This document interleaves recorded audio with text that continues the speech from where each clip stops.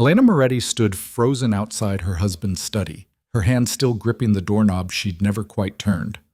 Through the crack, Victor's voice drifted out, calm, businesslike, as he discussed the exact date of her death.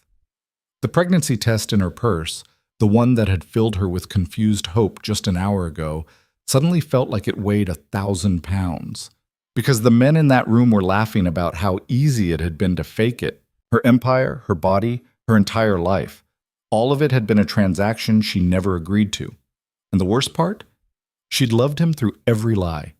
If you want to see how a woman becomes the monster they should have feared from the start, stay with me until the end. Hit that like button and drop a comment with your city so I can see how far this story travels. The rain came down in sheets that October evening, the kind of Boston downpour that turned the cobblestone streets slick and treacherous. Elena Moretti pressed herself against the limestone wall outside the townhouse, her coat soaked through, her breath coming in short bursts that had nothing to do with the cold. She shouldn't have been there. She was supposed to be at her sister's place in Cambridge, sitting through another dinner where Maria would ask pointed questions about why Elena looked so tired, why she'd lost weight, why her hands shook when she thought no one was looking. But Elena had forgotten her medication. The little white pills Victor left on her nightstand every morning, the ones that were supposed to help with her nerves. Dr. Hammond had prescribed them 6 months ago, right after the dizzy spells started. Victor had been so attentive then, making sure she never missed a dose. So she'd driven back through the storm, let herself in through the side entrance, dripped water all the way up the servants' stairs to their bedroom. The pill bottle had been exactly where it always was. She'd been on her way back down when she heard voices from Victor's study. That room was supposed to be empty. Victor had told her he'd be at the office until midnight, working on the merger with the Castellano Group. He'd kissed her forehead that morning, told her to rest, reminded her about the pills. But that was definitely his voice. And someone else's. Marco, maybe. Victor's head of security, the man with the scar across his left eye and hands that looked like they'd broken more than a few things. Elena knew she should leave. Should take her pills and drive back to Maria's and pretend she'd never come home at all. Instead, she moved closer. The study door was heavy oak, original to the 1890s townhouse. Normally it's sealed tight, but someone had left it open just a crack. Maybe an inch. Just enough. The timing has to be perfect. Victor's voice, crisp and certain. He always sounded like that when he was working through a problem. Elena used to find it attractive, that confidence. Any earlier and the inheritance clauses don't trigger. Any later, and the board might start asking questions. What about the sister? Marco's gravelly rumble. Maria's been sniffing around, asking Elena if she's feeling all right, if she needs anything. Maria is irrelevant. She has no legal claim to Moretti shipping, and once Elena's gone, the company transfers to me as surviving spouse. We've been over this.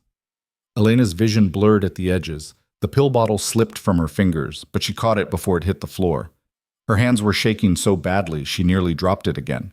And the pregnancy? A third voice, one she didn't recognize, younger, uncertain. What if someone wants to verify?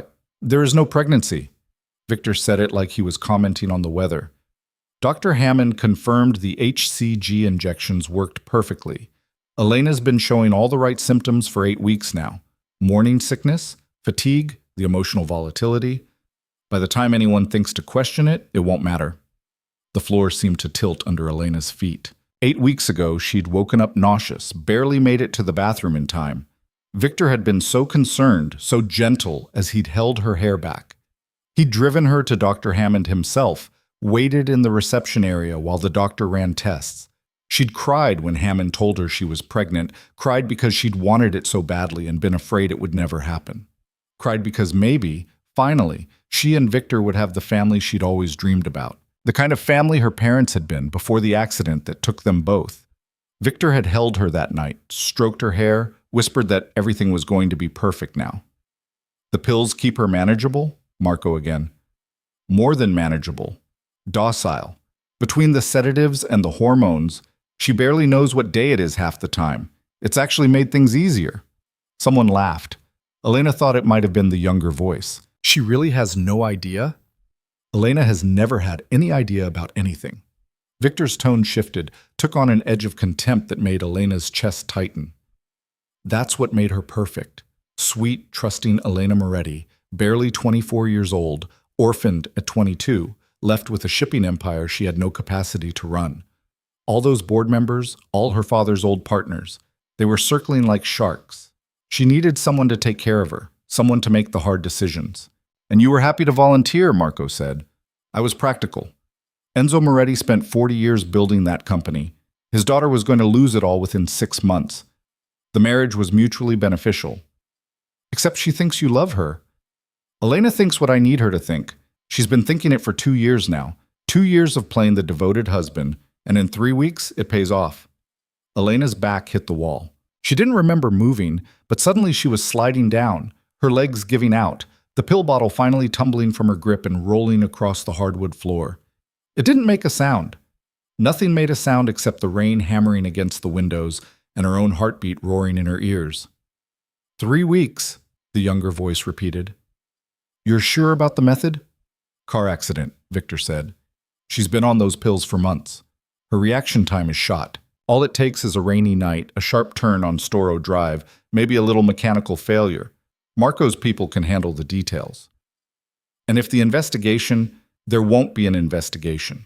Elena Moretti, pregnant and unstable, loses control of her vehicle during a storm. Tragic. Heartbreaking. I'll be devastated naturally. The press will eat it up. Shipping heiress dies in tragic accident. Husband vows to honor her legacy. I'll have Moretti Shipping consolidated under the Moretti Castellano umbrella within a month. The Castellanos are on board? Antonio Castellano has been on board since the beginning. This whole thing was his idea, actually. He wanted access to the Atlantic routes. I wanted the company. Elena was the key to both. The younger man whistled low. Cold. Business, Victor corrected. Nothing personal. Elena pressed her hand over her mouth, afraid she might throw up, afraid she might scream, afraid of the sound that wanted to claw its way out of her throat. Nothing personal. 2 years. 2 years of marriage, of sleeping beside him, of believing his touches meant something, his words meant something. 2 years of trying to be the wife he seemed to want, quieter, softer, less involved in the company her father had bled for. And all of it, every single moment, had been a setup. The pregnancy wasn't real. The baby she'd been imagining, planning for, wasn't real. The pills she'd been taking religiously, trusting that they were helping her, those weren't helping at all. They were part of it, making her easier to manage, easier to kill. 3 weeks. She had 3 weeks before Victor put her in a car and made sure she never got out. When do we move the documents? Marco asked. Tomorrow. I need Elena's signature on the updated will, the one that names me primary beneficiary and executor. She'll sign it. She signs everything I put in front of her these days. It was true. Elena couldn't remember the last time she'd actually read something before signing. Victor always explained that it was routine paperwork, estate management, boring legal necessities, and she'd trusted him. She'd been so tired, the pills making everything fuzzy, and it had been easier to just smile and sign where he pointed. She'd signed away her own life and hadn't even known it. What if she doesn't? The younger voice asked. Sign, I mean. She will, but if she doesn't, we have alternatives. The timeline gets messier, but it still works. One way or another, Moretti Shipping becomes mine before the year is out. Elena's fingers found the pill bottle where it had rolled against the baseboard. She picked it up, turned it over in her hands. The label said lorazepam, anxiety, as needed for panic attacks. But she'd never had panic attacks before 6 months ago. She'd been handling the company transition, managing the grief of losing her parents, dealing with the pressure from the board. She'd been stressed, yes, but functional. Then Victor had suggested she see someone. Dr. Hammond, a personal friend, someone who could help. And the pills had started, and the fog had rolled in, and Elena had disappeared piece by piece until she barely recognized herself in the mirror. She's upstairs right now? The younger voice asked. No, dinner with her sister. She won't be back until late. Victor's chair creaked. He was standing up. Which gives us time to go over the Castellano contracts one more time. Antonio wants to make sure we're aligned on the route divisions once the merger is complete. Footsteps. They were moving toward the door. Elena pushed herself up, her legs unsteady, her whole body shaking. She moved fast, faster than she'd moved in months, back toward the servants' stairs. Behind her, she heard the study door open fully. "Marco, make sure the car's ready. We're meeting Antonio at the club in an hour." "Yes, sir." Elena made it to the landing, pressed herself into the shadows. Below, she heard them moving through the house, Victor's footsteps confident and familiar, Marco's heavier tread behind him. The front door opened and closed. An engine started in the driveway. Then silence. Elena waited, counted to 100, then 200. When she was sure they were gone, she walked back downstairs on legs that didn't feel like her own. She went to the study, pushed the door open all the way. The room smelled like Victor's cologne and old leather. His desk was massive, mahogany, covered with neat stacks of papers and a laptop that was probably password protected. The walls were lined with books he'd never read and photographs from their wedding. Elena, in white, smiling like she believed in fairy tales. Victor beside her, his hand on her waist, his smile perfect. She looked at that photo for a long moment. Then she opened the desk drawers. The first 3 were locked. The 4th wasn't. Inside, she found file folders labeled with company names she recognized: Moretti Shipping, Castellano Group, several others that meant nothing to her. She pulled them out, spread them across the desk. Revenue projections, merger timelines, route acquisitions. And there, at the bottom of the stack, a folder labeled EM, Estate. Elena opened it. Inside were documents she'd signed over the past 6 months. New will, power of attorney, transfer agreements, page after page of her own signature, every one of them legally binding, every one of them stripping away her control piece by piece. And at the very bottom, a document she hadn't signed yet, the one Victor had mentioned, the final will, the one that made him sole inheritor of everything. There was a sticky note attached. Have E signed by October 15th. Today was October 8th, 1 week. He'd been planning to get her signature within 1 week. Elena sank into Victor's chair, the leather still warm from where he'd been sitting when he discussed her murder. She stared at the documents, at her own signatures, at the life she'd thought she'd been building. It had all been a lie. Every kiss, every touch, every whispered promise. The way he'd proposed at her parents' funeral told her she didn't have to face the world alone. The way he'd taken over the company meetings when she was too overwhelmed to think straight. The way he'd convinced her that the pills were helping, that Dr. Hammond was a good doctor, that everything was going to be fine. Lies. All of it. Elena's hands had stopped shaking. She noticed it suddenly, the tremor that had been constant for months, the one that made her feel weak and uncertain, was gone. She looked down at the pill bottle in her palm. Then she stood up, walked to the bathroom attached to Victor's study, and dumped every single pill into the toilet. She watched them swirl and disappear, flushed them away like they'd tried to flush her away. Her reflection in the mirror looked different, sharper. The fog was already lifting, or maybe it was something else. Maybe it was the fact that she finally understood exactly where she stood. Dead woman walking. That's what she was. Had been for months, maybe longer. But she wasn't dead yet. Elena went back to the study, pulled out her phone, and took pictures of every document in that folder. Every signature, every clause, every piece of evidence that Victor had systematically stolen her life. Then she put everything back exactly as she'd found it. By the time she was done, her hands were steady, and her mind was clearer than it had been in half a year. She locked the study door behind her, went upstairs to the bedroom she shared with her husband, and packed a small bag. She took clothes, cash, her passport, left behind the jewelry Victor had given her, the credit cards tied to accounts he controlled. She took her mother's wedding ring, the one piece of her parents she'd kept close. And she took the bottle of prenatal vitamins that had been on the nightstand, the ones Dr. Hammond had prescribed for the pregnancy that didn't exist. Elena stood in the doorway of the bedroom, looked back at the life she was leaving.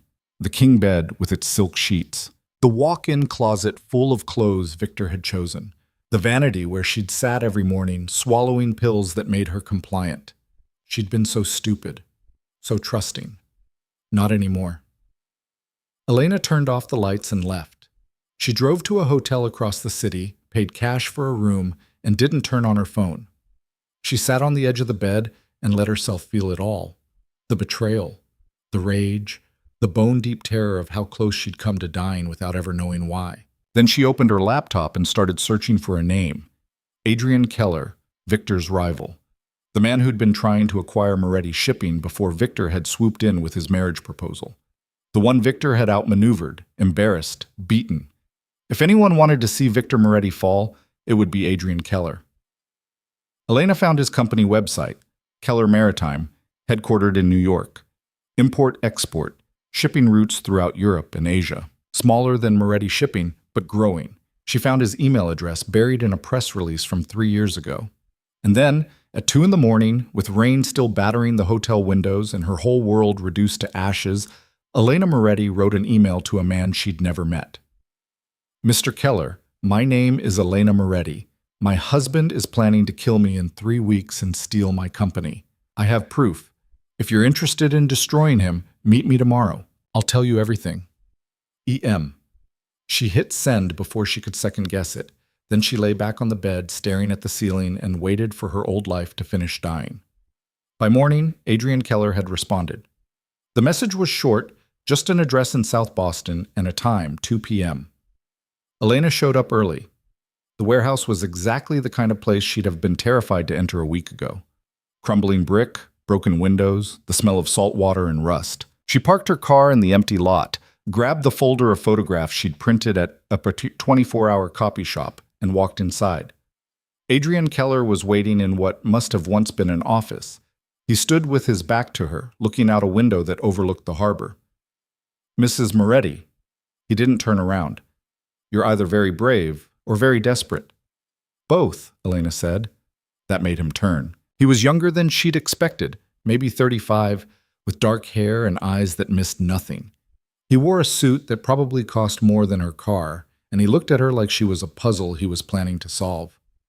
You said you have proof. Elena dropped the folder on the rusted desk between them. Everything. Documents showing how he's been moving assets, testimony from the doctor who faked my pregnancy, financial records linking him to the Castellano group. He's planning to make it look like an accident 3 weeks from now, maybe less.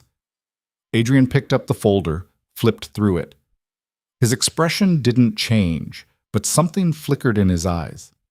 Interest, maybe, or calculation.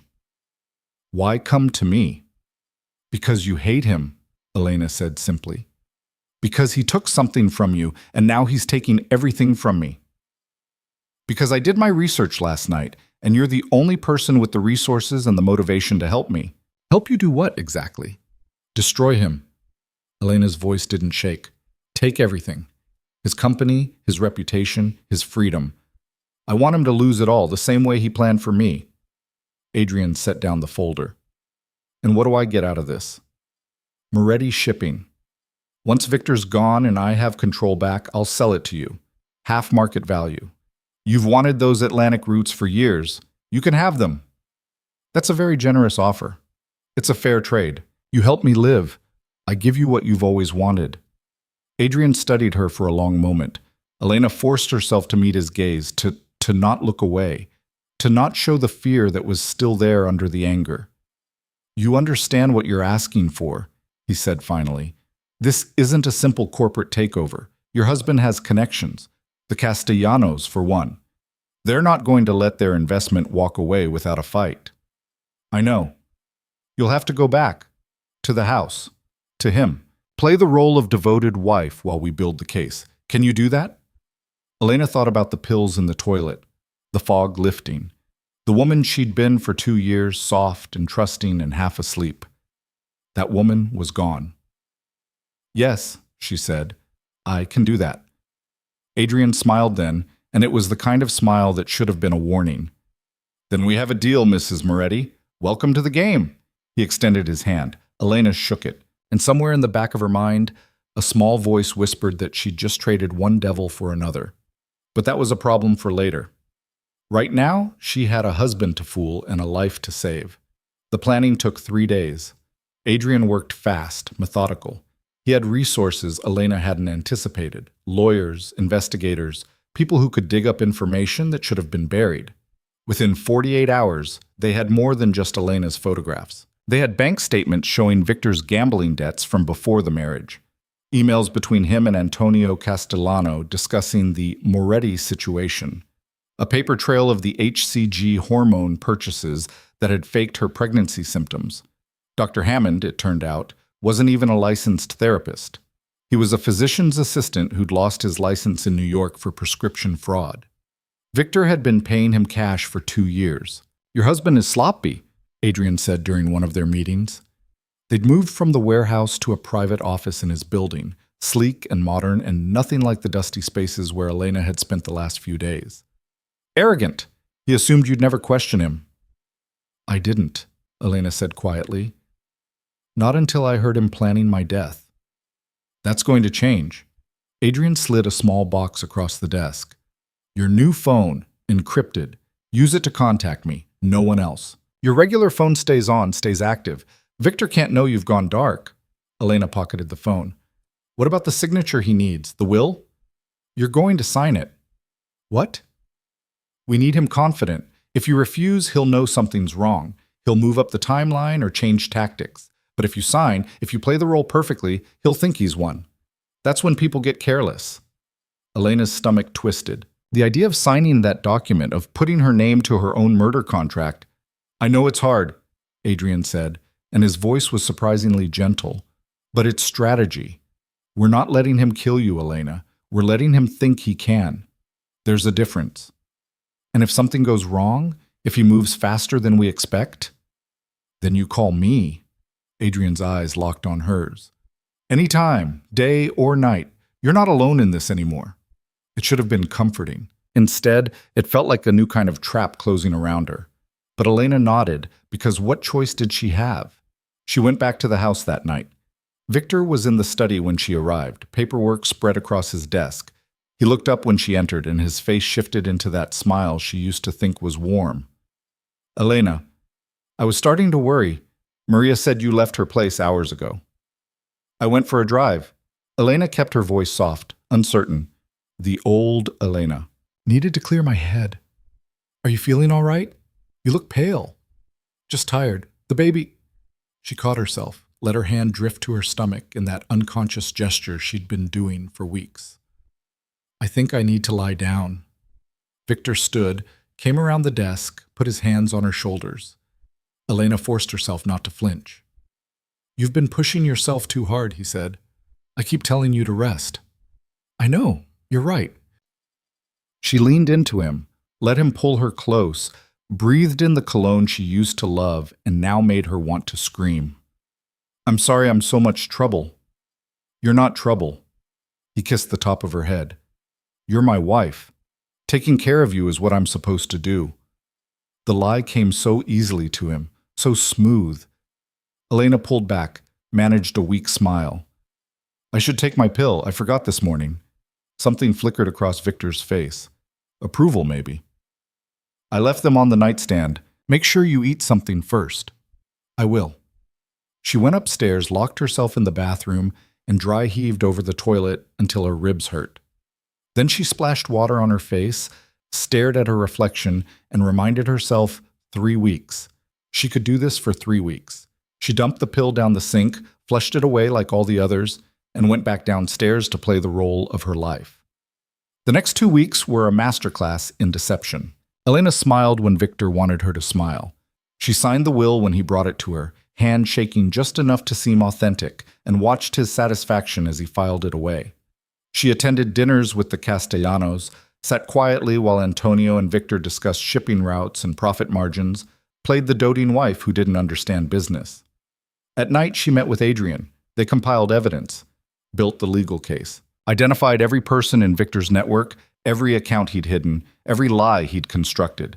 Adrian's lawyers drafted documents that would strip Victor of everything the moment Elena gave the word. "The timing matters," Adrian explained during one late-night session. "We move too early, he lawyers up and drags this out for years. Too late, and you're dead. We need the perfect moment." Which is? When he thinks he's won. When his guard is completely down. Elena understood. It was the same logic Victor had used on her. Lull the target into complacency, then strike when they're not looking. She was becoming like him. The thought should have horrified her. Instead, it felt like power.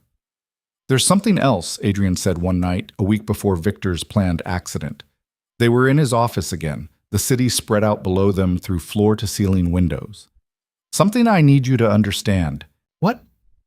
When this is over, when Victor's destroyed and you have your company back, you can't run it. Elena went still.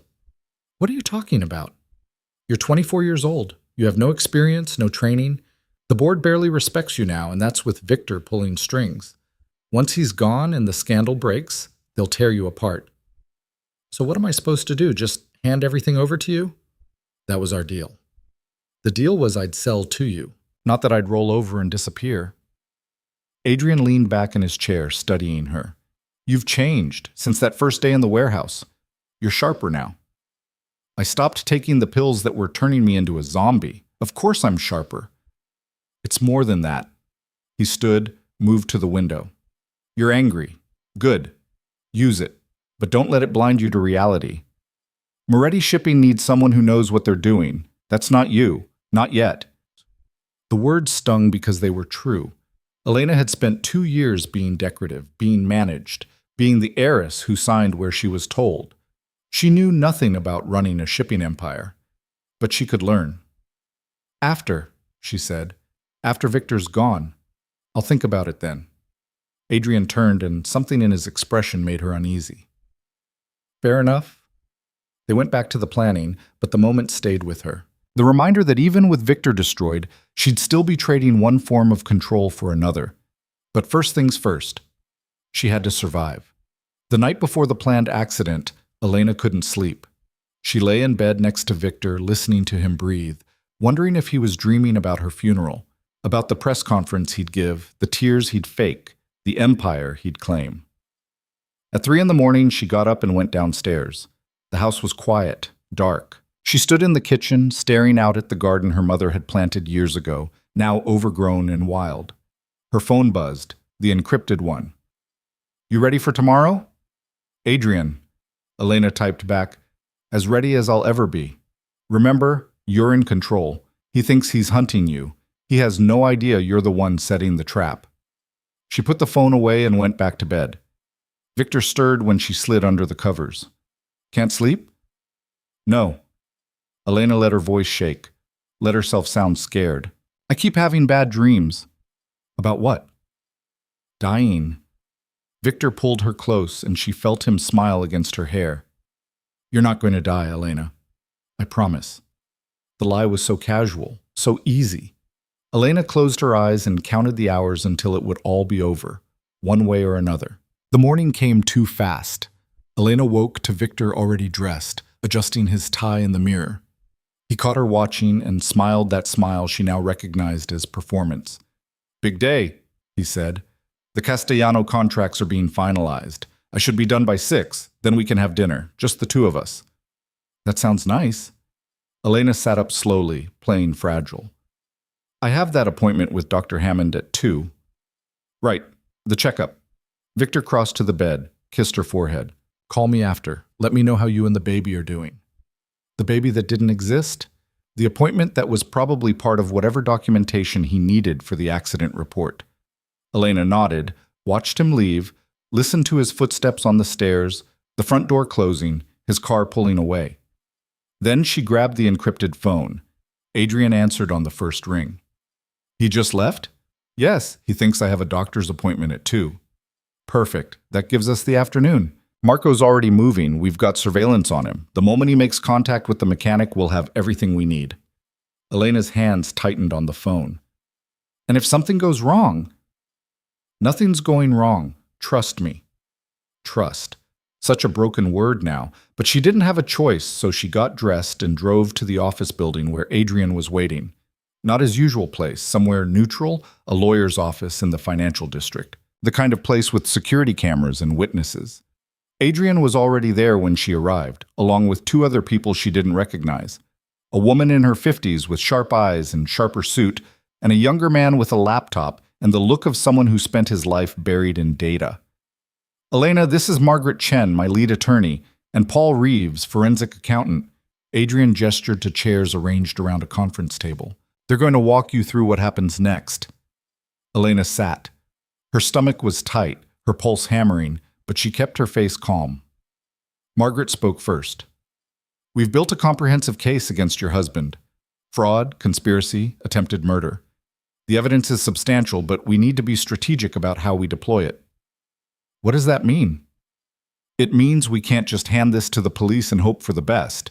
Victor has connections. The Castellanos have deeper ones. If we move through normal channels, things get buried.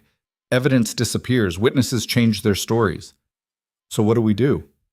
Paul opened his laptop, turned it so Elena could see the screen. Financial statements, transaction records, a web of connections that made her head spin. We go public, he said, not with law enforcement, with the board of directors at Moretti Shipping. We expose Victor in front of the people who matter most to him, his peers, his business partners. We destroy his credibility before he has a chance to spin the narrative. And then? Then he has nothing left to lose, Margaret said bluntly, which makes him dangerous, which is why we need you somewhere safe when this happens. Elena shook her head. No, I need to be there. I need to see his face when he realizes what I've done. Adrian leaned forward. Elena, I need to be there, she repeated, harder this time. This is my company. My life he tried to steal. I'm not hiding while you handle it. The room went quiet. Margaret and Paul exchanged glances. Adrian watched Elena with an expression she couldn't quite read. All right, he said finally. You're there. But you follow our lead, you don't improvise, and the moment things get unstable, you leave. Agreed? Agreed. Margaret pulled out another folder. Then let's talk timeline. The board meeting is scheduled for next week. Emergency session called by you in your capacity as majority shareholder. Victor doesn't know about it yet. How did you? I called it, Adrian said. Using proxy votes I've been acquiring over the past 6 months. Minority shareholders who were unhappy with Victor's management. It wasn't enough to control the company, but it was enough to demand a meeting. Elena stared at him. You've been planning this for 6 months? I've been planning this since the day your husband stole what should have been mine. Adrian's voice was flat, matter of fact. Your situation just gave me the perfect opening. There it was. The reminder that this wasn't altruism. Adrian wanted Victor destroyed for his own reasons, and Elena was the weapon he'd been waiting for. But she'd known that from the start. What about today? She asked. Victor thinks I'm going to be in a car accident tonight. Let him think it. Paul pulled up another screen, showed her what looked like traffic camera footage. We've got eyes on Marco. The moment he makes contact with the mechanic who's supposed to sabotage your car, we document everything. Then tonight, you don't drive. You take a car service, one of ours. If Victor asks, you weren't feeling well, didn't want to risk it with the baby. He'll be suspicious. Maybe. But he's arrogant enough to think he still has control. One more day won't change his plans. It'll just make him recalibrate. Elena wanted to believe that. Wanted to trust that Victor's arrogance would be his downfall. But she'd trusted him once before, and look where that had gotten her. The meeting lasted another hour, going over details and contingencies and backup plans. By the time Elena left, her head was pounding and her hands were shaking again. Not from the pills this time, but from the weight of what she was about to do. She drove back to the house, parked in the driveway, sat in the car for a long moment before going inside. The house felt different now, like a museum of her own stupidity. Every room held a memory that had been rewritten. The kitchen where Victor had held her after she'd gotten the fake pregnancy news. The bedroom where he'd whispered promises he'd never meant. The study where he'd planned her death. Elena went upstairs, changed into comfortable clothes, and waited. At 6:30, Victor came home. She heard the front door, his footsteps, the sound of him moving through the house, looking for her. She stayed in the bedroom, sitting by the window, staring out at nothing. Elena? He appeared in the doorway. You all right? Just tired. She didn't turn around. The appointment ran long. Everything okay with the baby? Dr. Hammond says everything's fine. Just need to rest more. She felt rather than saw Victor relax. Heard him cross the room, felt his hand on her shoulder. I'm glad. I worry about you. The lie was so easy for him, so natural. Elena turned, looked up at him, and let her eyes fill with tears. I love you. You know that, right? Victor's expression softened, or maybe it just shifted into a different mask. I know. I love you too. He pulled her up, held her close, and Elena closed her eyes and thought about all the ways she was going to watch him fall. "I'm not feeling well enough to drive tonight," she said into his chest. "Can we just order in?" "Of course, whatever you need." Perfect. Exactly what Paul had predicted. They ordered Thai food, ate in the living room, watched a movie Elena didn't pay attention to.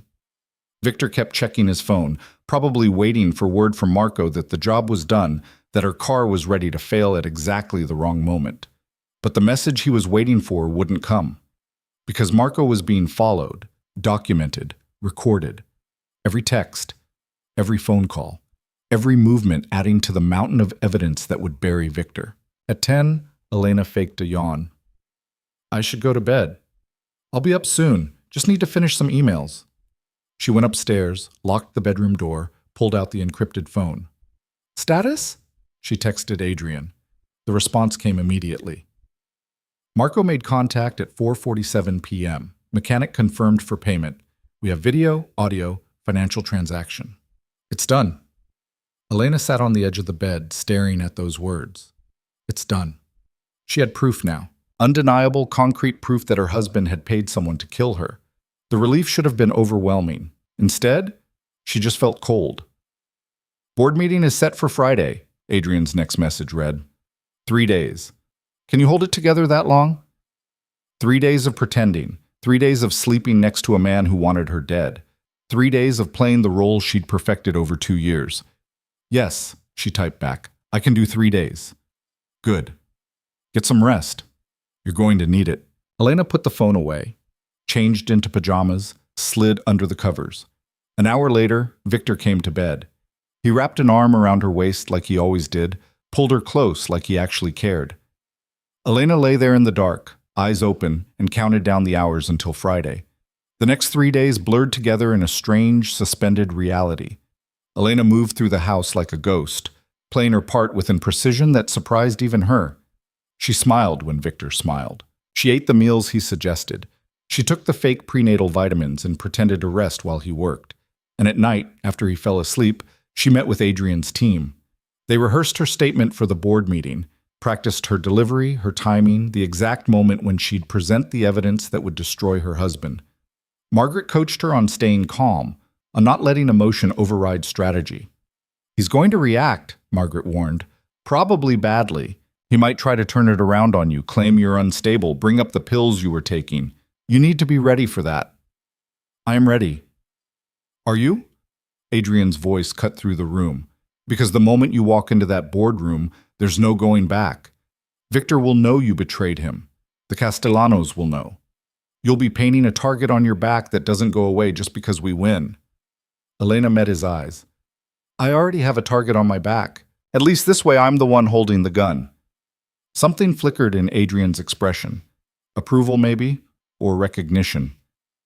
"Just don't miss," he said. Thursday night, Victor came home late. Elena was in the study when he arrived, sitting at his desk, going through the company files he'd left out. She'd been doing it every night this week, relearning the business her father had built, the empire she'd let slip away while she'd been drugged into compliance. "Elena?" Victor stood in the doorway, surprise clear on his face. "What are you doing?" "Reading?" She looked up, kept her voice light.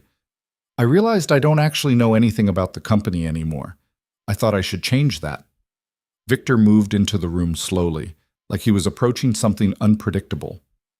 "You should be resting. The baby's fine, and I'm tired of being useless."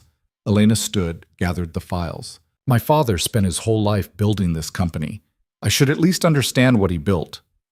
For a moment, something crossed Victor's face. Uncertainty, maybe, or the first whisper of suspicion. Then he smiled. "Of course. I think that's great. I can help you, if you want. Explain some of the more complicated aspects." "That's okay. I'd rather figure it out myself." She walked past him, files in hand, and felt his eyes on her back the entire way upstairs. That night, Victor didn't sleep. Elena could feel him lying awake beside her, could sense him thinking, calculating, trying to figure out if something had changed. Let him wonder, she thought. Let him feel a fraction of the uncertainty he'd put her through. Friday morning arrived with cold rain and gray skies. Elena dressed carefully. a navy suit her mother used to wear, the one piece of professional clothing she'd kept from before the pills and the fog and the careful dismantling of her identity. She pinned her hair back, minimal makeup, pearl earrings. She looked like Elena Moretti, shipping heiress, not Elena Moretti, decorative wife. Victor was already downstairs when she came down.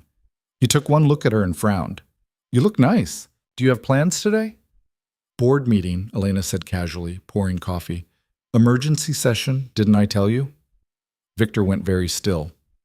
"No, you didn't." "Oh, well, it was last minute. Some of the minority shareholders called for it. Something about quarterly projections." She sipped her coffee, watching him over the rim. "I'm sure it's nothing important." "Who called the meeting?" "I don't know. Margaret Chen reached out to my office yesterday, said it was urgent." Victor's jaw tightened. "Margaret Chen is Adrian Keller's attorney." "Is she? I didn't know."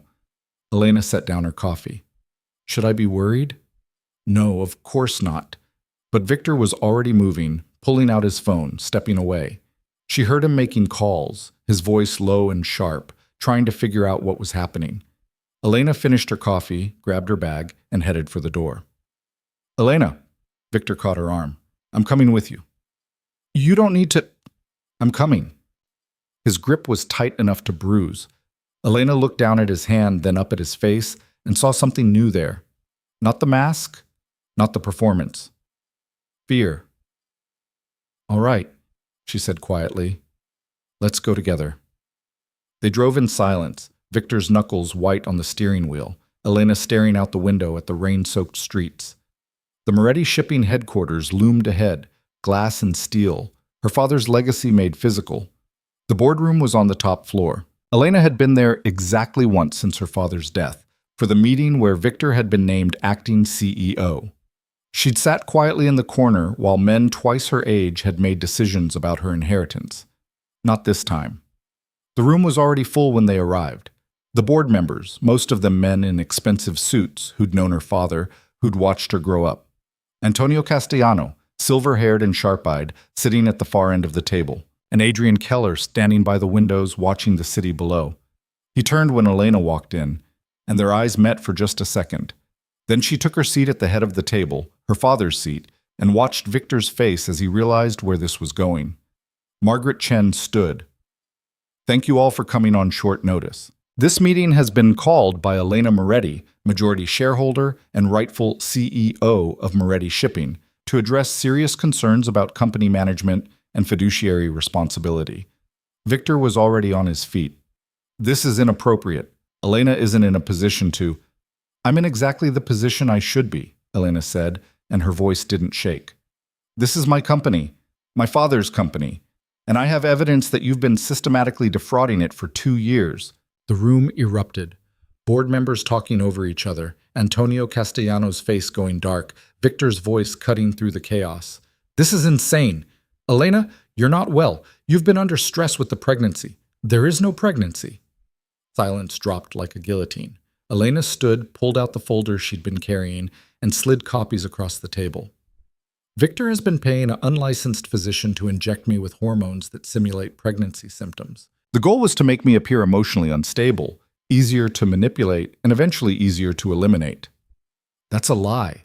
Victor's voice was steel. "Elena has been on medication for anxiety, prescribed by a legitimate doctor. Dr. Stephen Hammond lost his medical license in New York 3 years ago for prescription fraud." Margaret's voice cut through. "We have documentation of cash payments from Victor Moretti to Hammond dating back to the month after the marriage. We also have recordings of Victor discussing his plans to kill his wife and claim her inheritance." She pressed a button, and Victor's voice filled the room. "Car accident. She's been on those pills for months. Her reaction time is shot. All it takes is a rainy night, a sharp turn, maybe a little mechanical failure." Elena watched the color drain from her husband's face. Elena Moretti, pregnant and unstable, loses control of her vehicle during a storm. Tragic. Heartbreaking. Antonio Castellano stood abruptly. "Where did you get this?" "From the man himself," Adrian said, "in his own study, planning murder like it was a quarterly review." Victor turned on Elena, and the mask was completely gone now. What was underneath was cold and calculating and furious. You recorded me? You went behind my back? You were planning to kill me. Elena's voice was quiet, but it carried. You faked a pregnancy, drugged me into compliance, and scheduled my death like a business meeting. So yes, I recorded you. I documented everything. And now everyone in this room knows exactly what you are. You have no idea what you've done. Victor's hands were shaking. The Castellano deal, the merger, is based on fraud and murder, Margaret interrupted, which makes it void, which makes everyone involved potentially liable for conspiracy. Antonio's eyes narrowed. This is a setup. Keller orchestrated this whole thing. I didn't have to orchestrate anything, Adrian said. Victor handed me everything I needed the moment he decided to murder his wife instead of just divorcing her. I'm just here to watch it burn. The room devolved into shouting, board members demanding answers, Antonio and Victor trying to regain control, Margaret calmly presenting more evidence, bank statements, emails, transaction records. And through it all, Elena sat at the head of the table and watched her husband's world collapse. It took security to finally clear the room. Victor was escorted out, still shouting, still trying to spin the narrative. Antonio Castellano left without a word, his phone already to his ear, probably calling lawyers. The board members filed out in shocked silence, each one avoiding Elena's eyes, until it was just her, Adrian, and Margaret. Well, Margaret said, closing her briefcase. That went about as expected. Elena's hands were shaking now, the adrenaline crash hitting hard. What happens next? Police investigation. Fraud charges. Attempted murder. Victor will try to fight it, but the evidence is overwhelming. He'll probably take a plea deal to avoid trial. And the company? Returns to you. Full control, effective immediately. The board will try to fight it, but legally, they don't have a leg to stand on. Elena nodded, tried to process that. Her company, her legacy. Finally, hers again. But the victory felt hollow. Margaret left, promising to call with updates. Adrian stayed, standing by the windows again, looking out at the city. You did well in there, he said. I wasn't sure you'd hold it together. I wasn't sure either. But you did, and now you have everything you wanted. Elena looked at him, at the satisfaction in his expression, and felt something cold settle in her chest. What do you want, Adrian? He turned, met her eyes. What we agreed on. Moretti shipping. Half market value. And if I say no? Then you're running a company you don't know how to run with a board that doesn't respect you, and enemies who now know you're willing to destroy anyone who crosses you. Victor made a lot of friends, Elena. Friends who won't appreciate what you just did. So I'm supposed to just hand it over? Let you take what my father built? Not hand it over. Sell it. For a very generous price. And in return, I provide the expertise and protection you're going to need to survive what comes next. Elena's jaw tightened. You planned this. From the beginning. You weren't helping me survive. You were positioning yourself to take over. I was doing both. Adrian moved closer. You needed me. You still need me. This isn't over, Elena. Today was just the opening move. And what if I want to make my own moves? Then you'll lose. He said it simply, like it was fact. You're smart. You're ruthless when you need to be, but you're not ready for this world. Not yet. The words stung because they were true. Elena had managed to destroy Victor, but only because Adrian had given her the tools. Without him, she'd still be the drugged, compliant wife waiting to die. But she was learning fast. I'll think about it, she said. Adrian smiled. That's all I ask, for now. He left her alone in the boardroom, surrounded by her father's legacy and her own uncertain future. Elena looked out at the city, at the rain still falling, and wondered if she'd just traded one cage for another. Elena didn't go home that night. The house she'd shared with Victor felt contaminated now, every room holding memories that had been rewritten into lies.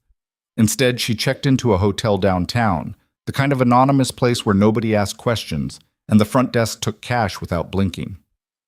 She sat on the edge of the bed, still in her mother's navy suit, and stared at her phone. 17 missed calls from Victor's number, 12 from numbers she didn't recognize, 3 from Maria, her sister. Elena had forgotten to tell Maria any of this was happening. She called back. Elena? Oh, thank God. Maria's voice was tight with panic. "I've been trying to reach you for hours.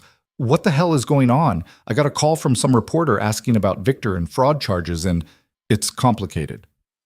"Complicated?" "Elena, they're saying your husband tried to kill you." Elena closed her eyes. "He did."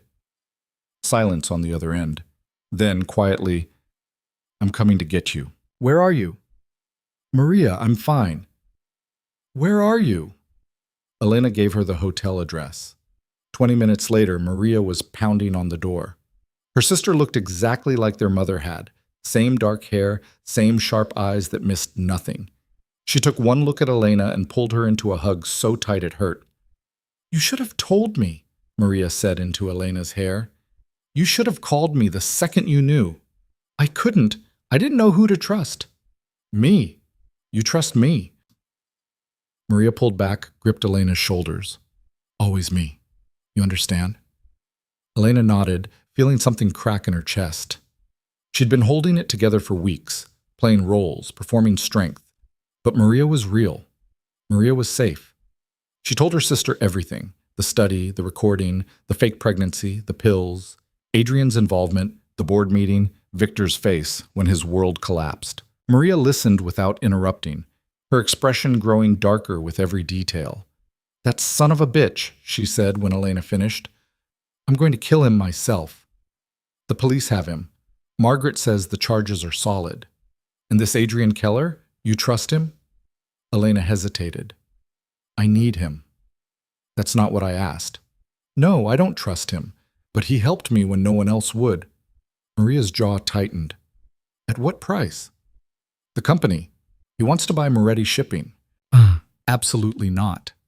"Maria, that company is Dad's legacy, our legacy. You didn't survive Victor just to hand everything over to another man who wants to use you." "I don't know how to run it. Victor was right about that much." "Then you learn." Maria grabbed Elena's hands. "You're 24, not dead. You've got time to figure it out. And you've got me. I might not know shipping routes, but I know business. And I know when someone's trying to play you." Elena wanted to believe her. Wanted to think she could actually do this without Adrian's protection, without trading one form of control for another. But the doubt was still there, whispering that she was in over her head. "Stay with me tonight," she said instead. "I don't want to be alone." Maria nodded. "I'm not going anywhere." They ordered room service, ate bad pasta, and drank worse wine, and for a few hours, Elena let herself just be someone's little sister again.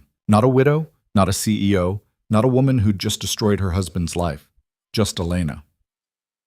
At midnight, Maria fell asleep on the other bed. Elena lay awake, staring at the ceiling, trying to figure out what came next. Her phone buzzed. The encrypted one. "Adrian. We need to talk. Tomorrow, 10 a.m., my office." Elena stared at the message for a long moment before typing back, "Fine." She didn't sleep. By morning, the news had exploded. Elena's phone, the regular one, was flooded with notifications. News alerts, social media mentions, messages from people she hadn't spoken to in years. The story was everywhere. Shipping heiress exposes husband's murder plot. Boston CEO. Arrested for fraud and attempted murder.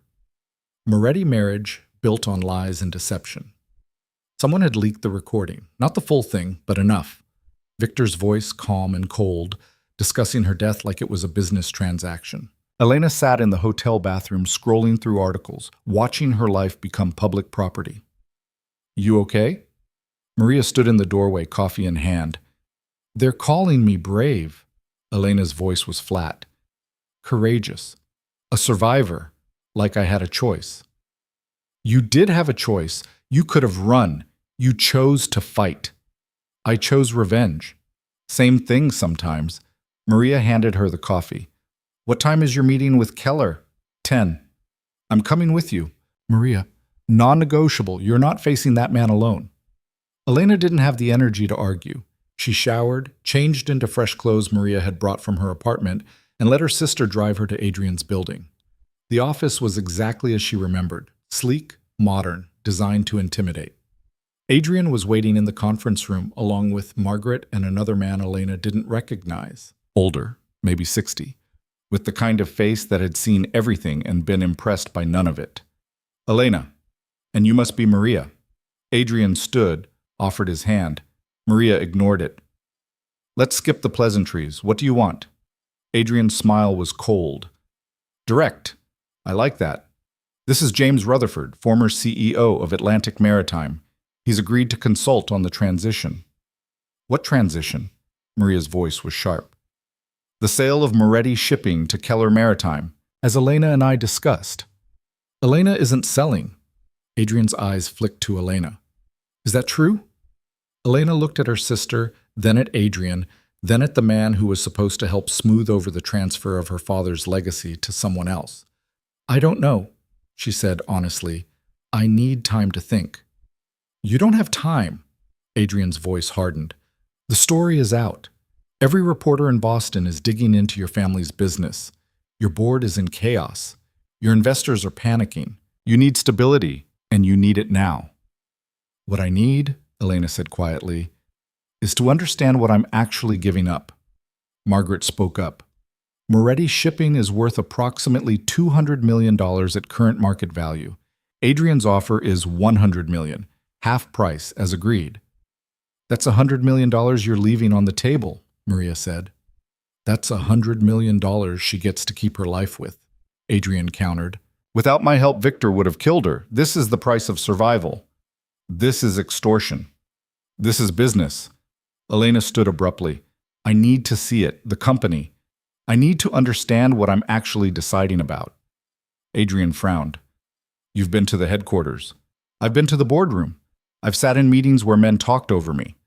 I haven't actually seen what the company does, the ships, the routes, the people who work there. I want to see all of it before I make a decision. That could take weeks. Then it takes weeks. Elena met his eyes. You said I don't know how to run this company. Maybe you're right, but I'm not signing it away until I at least know what I'm signing. Silence filled the room. Margaret looked at Adrian.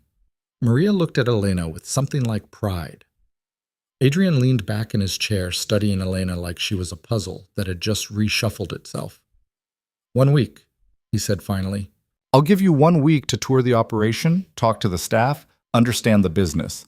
After that, we finalize the sale. 2 weeks. 1 week, Elena. That's the offer.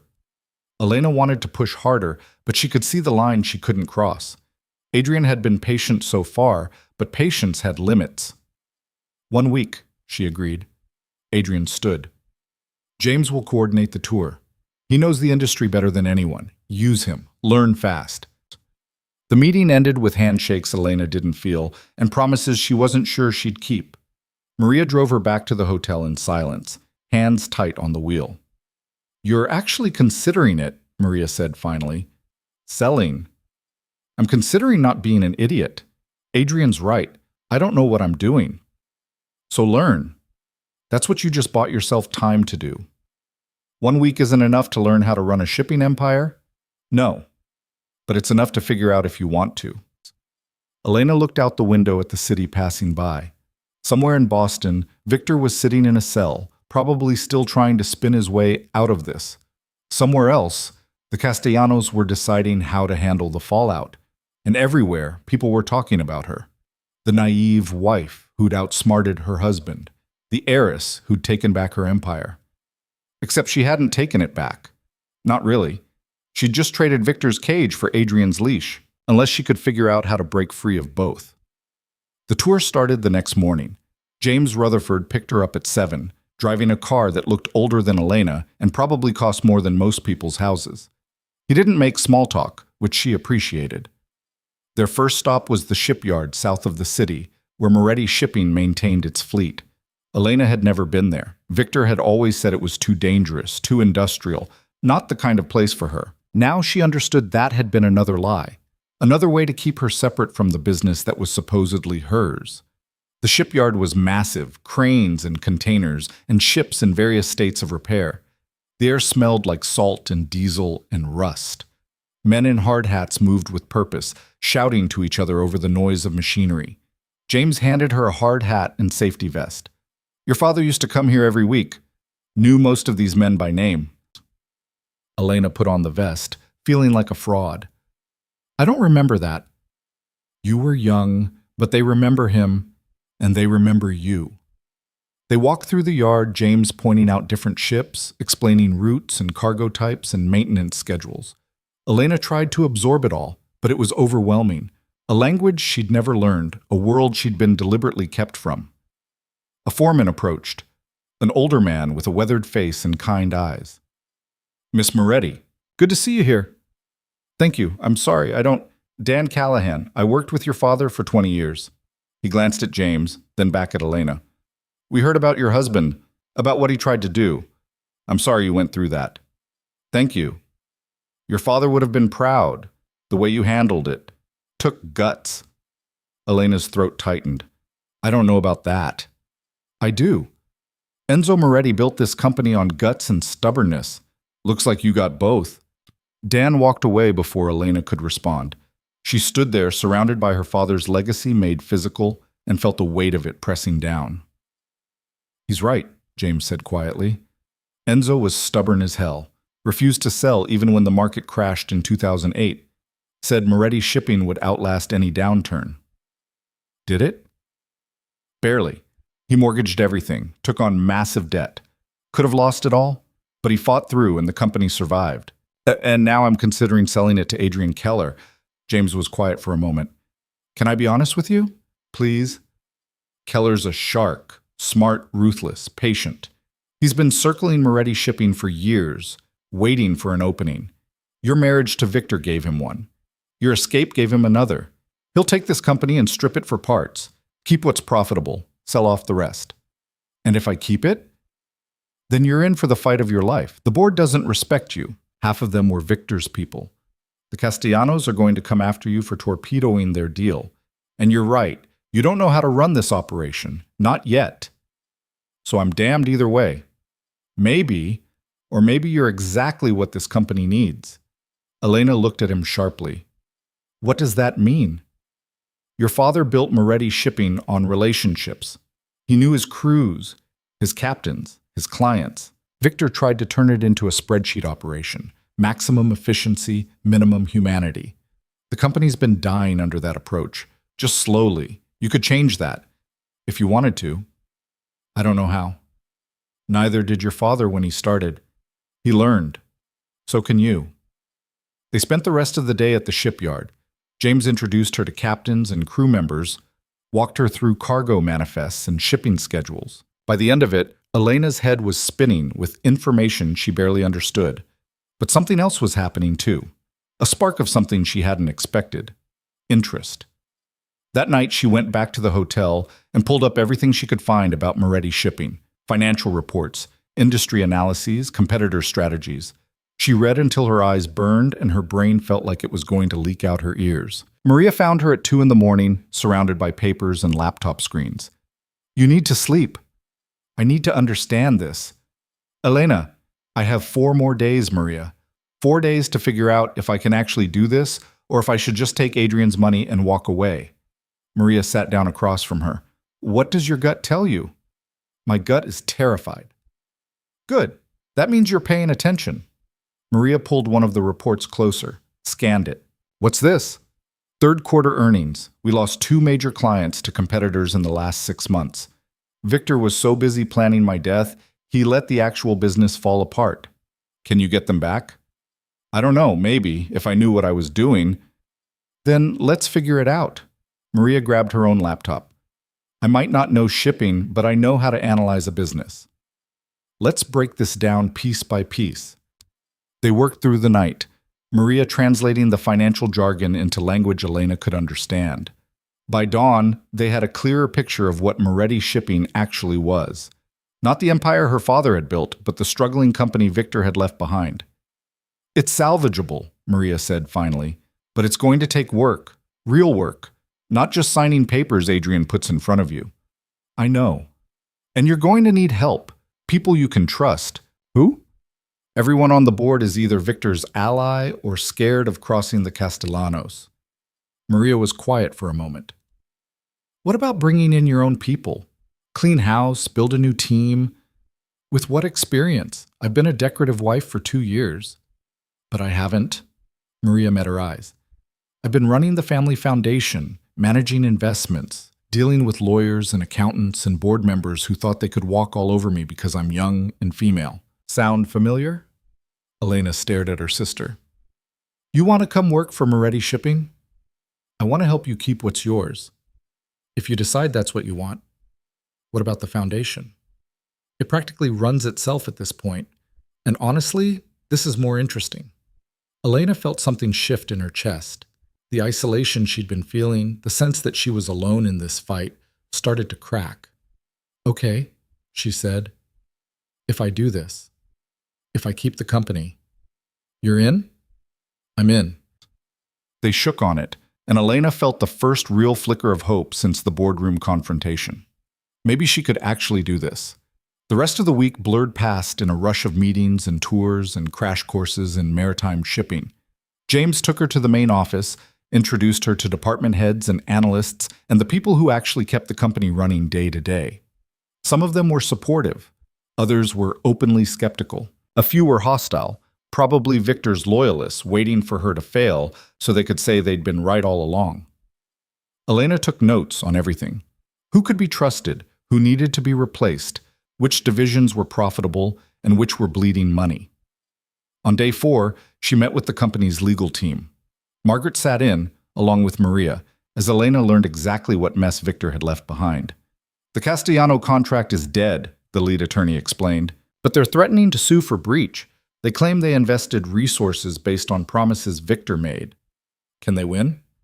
Probably not. But they can drag it out, make it expensive and ugly. That's likely the point. Bleed you dry through legal fees until you settle. What would a settlement look like? 10 million? Maybe 15, plus giving them preferential rates on certain routes. Elena's stomach turned. That's extortion. That's business, the attorney said, echoing Adrian's words from earlier. What if we don't settle? Then we fight. It'll take years and cost almost as much as settling would.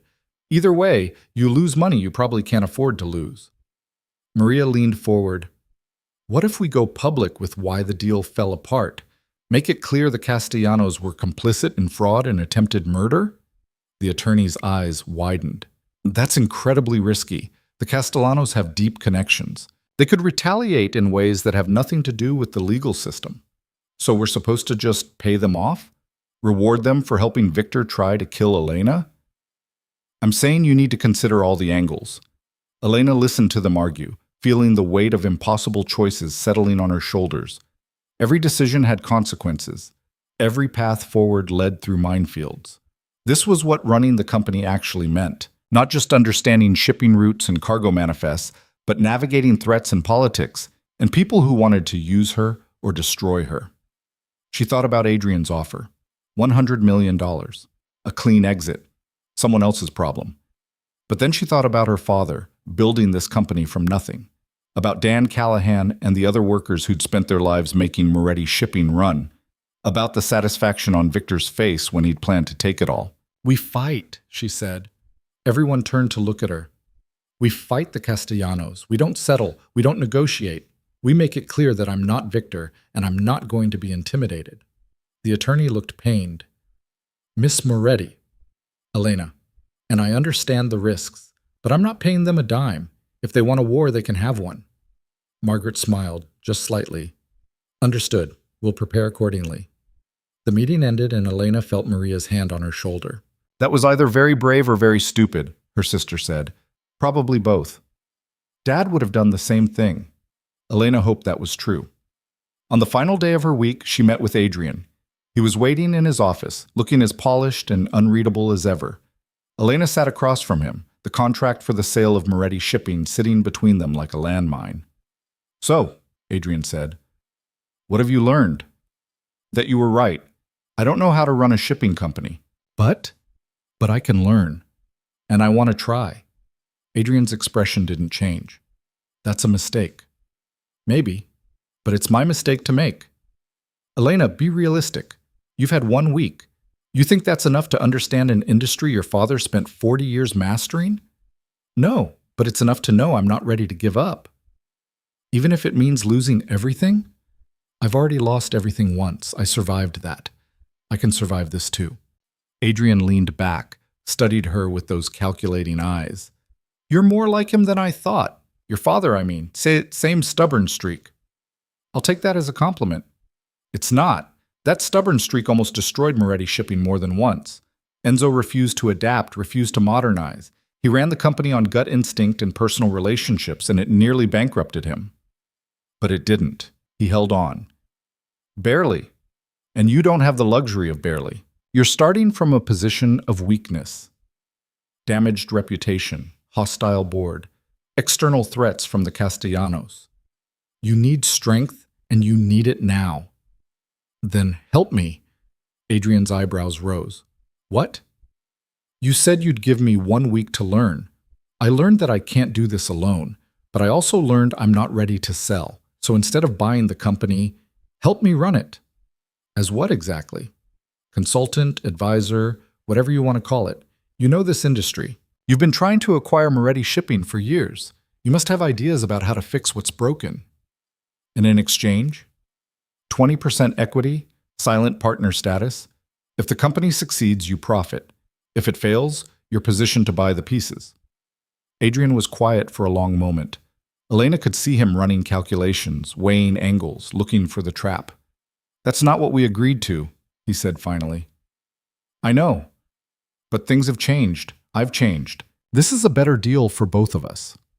How do you figure?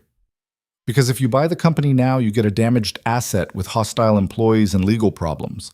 But if you help me rebuild it first, you get a stronger company worth more than what you were planning to pay. Plus, you get to stick it to Victor even harder. Watch him rot in prison knowing his wife not only survived, but thrived. A smile ghosted across Adrian's face. You're learning. Is that a yes? It's a maybe. Let me think about it. You have until tomorrow. After that, I'm moving forward with or without you.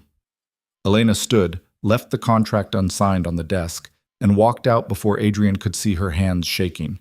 She'd just gambled everything on the hope that she could become someone she wasn't sure existed yet. But she was done being the fragile wife, the decorative heiress, the woman everyone underestimated. Time to find out who Elena Moretti actually was. Adrian called the next morning before Elena had finished her first coffee. 25%, he said without preamble, and I want board representation. Elena's heart kicked into a faster rhythm, but she kept her voice level. 20%, and you can attend board meetings as an observer, no voting rights. 23, with advisory voting rights on major financial decisions. 22, advisory only, and you provide weekly consulting hours. In writing. A pause. Then Adrian laughed, low and genuine. You've been practicing. Maria's been coaching me. Do we have a deal? We have a deal. I'll have Margaret drop the papers. Elena ended the call and let herself feel it for exactly 10 seconds. The rush of victory, the terror of what she'd just committed to. Then she finished her coffee and got to work. The first month was brutal. Elena moved into her father's old office at Moretti Shipping headquarters, a corner space with windows overlooking the harbor. Victor's things were still there, his diplomas on the wall, his expensive pens in the desk drawer, a framed photo of their wedding that made Elena's stomach turn. She threw it all away. Every trace of him went into boxes that security hauled out like they were removing evidence from a crime scene. Then she brought in her own things, her mother's painting of the coast, her father's old compass, a whiteboard where she mapped out everything she was learning, connection by connection, until the office looked like a detective's war room. Maria took the office next door and immediately started tearing apart the company's financial systems. Within a week, she'd found 3 different accounts Victor had been siphoning money from, routing funds through shell companies that led back to the Castellanos. He stole almost $2 million over the past year, Maria reported, dropping a folder on Elena's desk. Documented, traceable, prosecutable.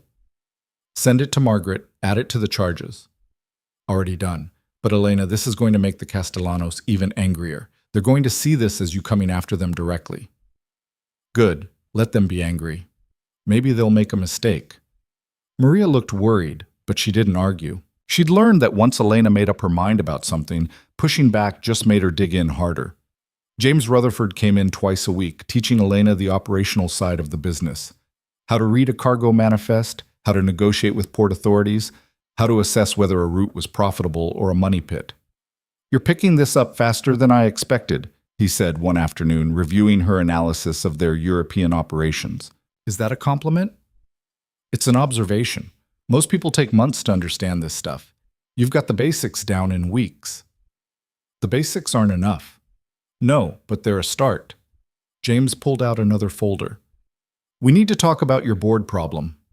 Elena had been dreading this conversation. Out of 12 board members, at least 6 were openly hostile to her leadership. They showed up to meetings, voted against every proposal she made, and spent the rest of their time whispering to reporters about how Elena Moretti was running her father's company into the ground. I can't fire them, she said. Not without cause. You don't need to fire them.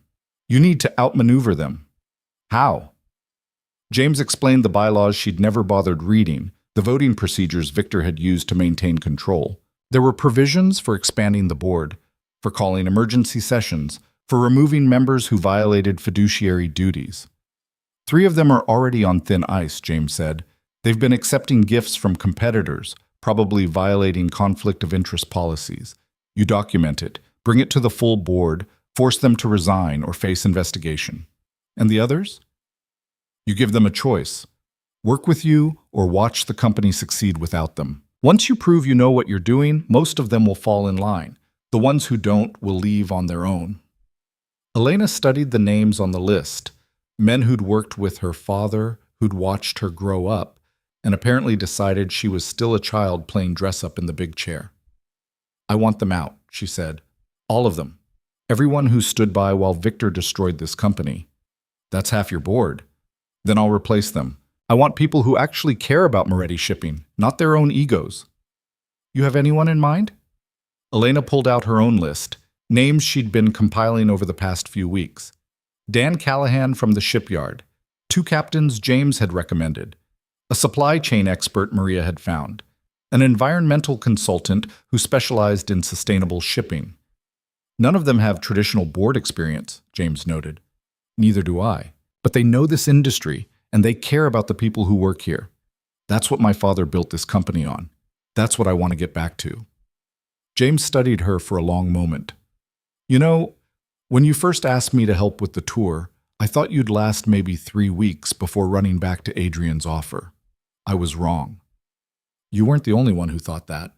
Including you? Elena smiled slightly. Especially me. The board reconstruction took another month of careful maneuvering.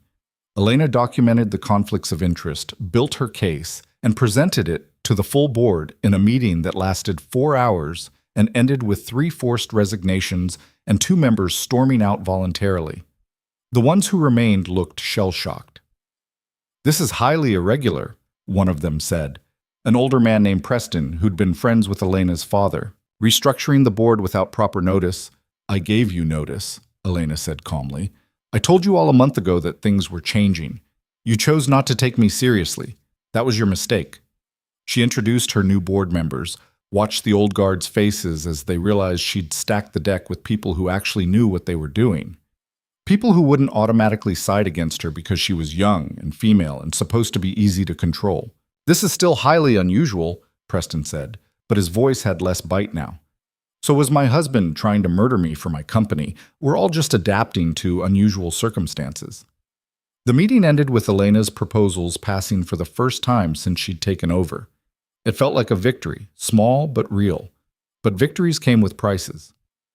2 days later, Antonio Castellano showed up at her office unannounced. Elena's assistant tried to stop him, but Antonio walked past her like she didn't exist, settling into the chair across from Elena's desk with the ease of someone who'd never been told no in his life. Miss Moretti, we need to talk.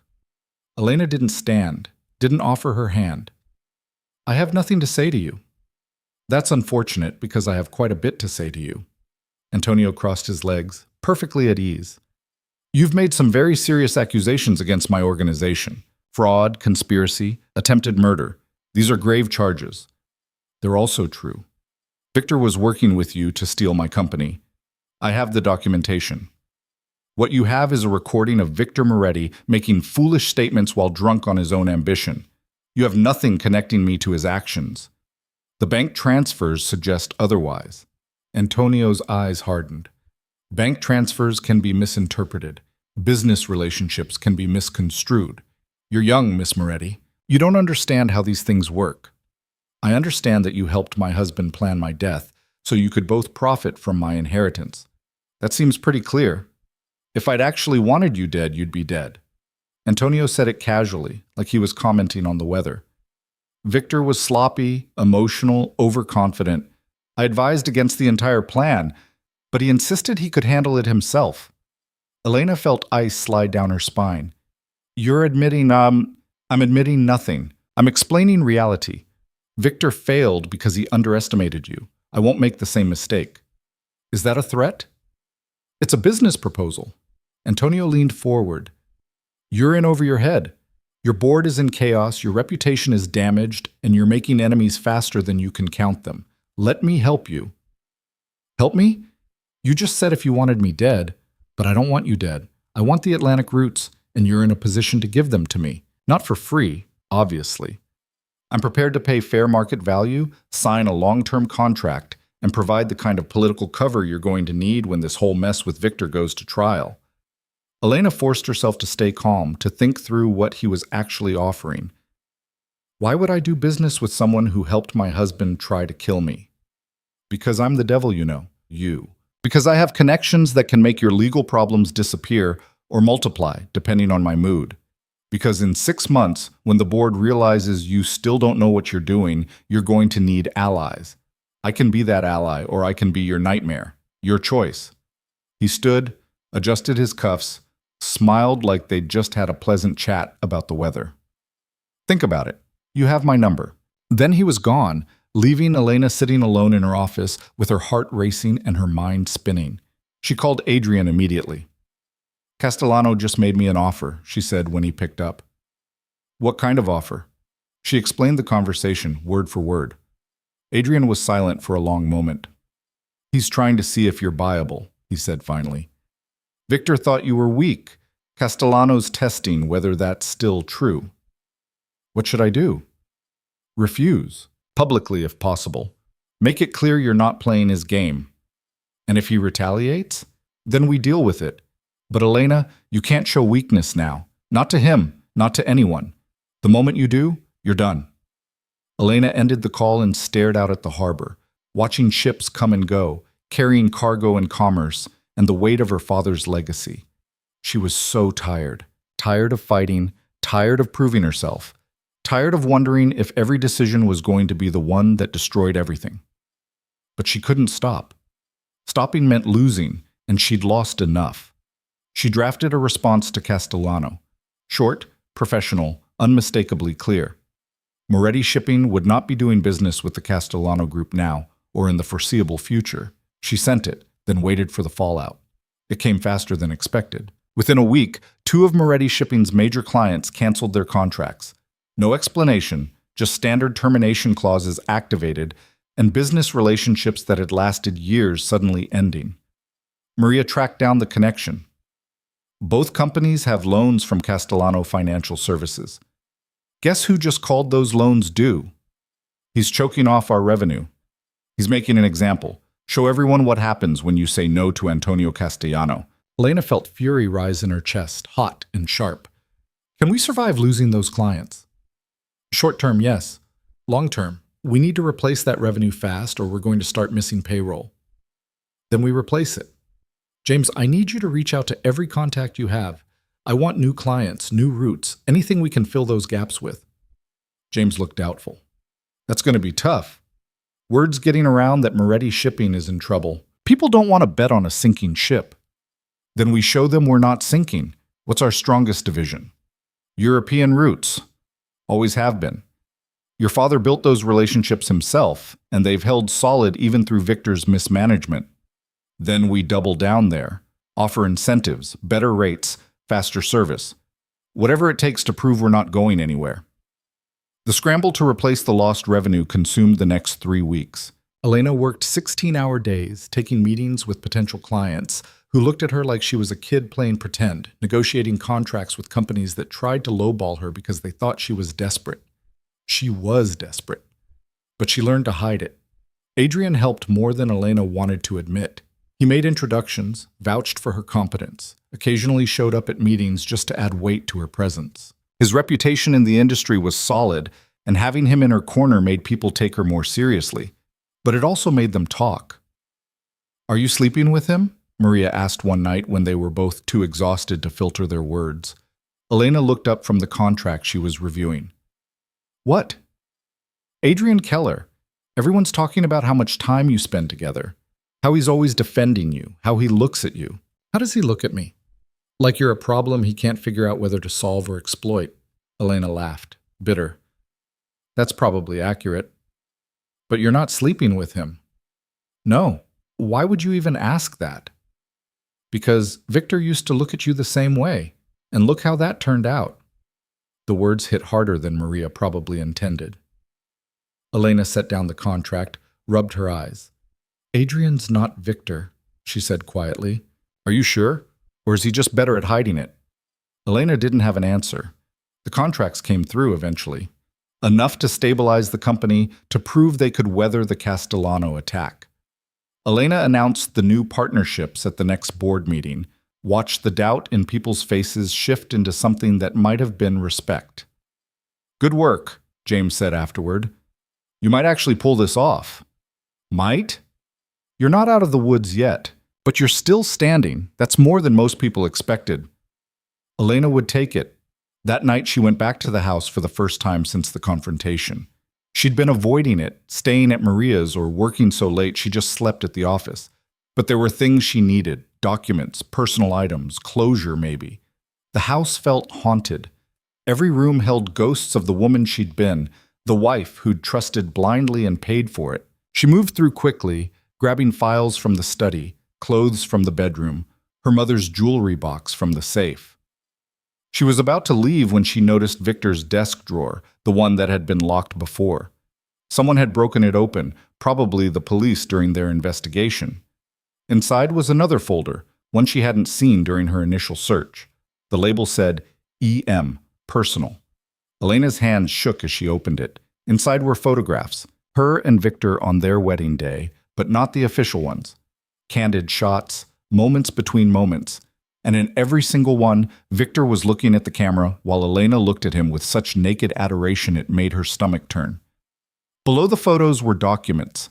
Her medical records from Dr. Hammond, detailed notes about the hormone treatments, the sedative dosages, the psychological manipulation tactics, a timeline of how they'd planned to break her down piece by piece. And at the very bottom, a handwritten note in Victor's script. Insurance.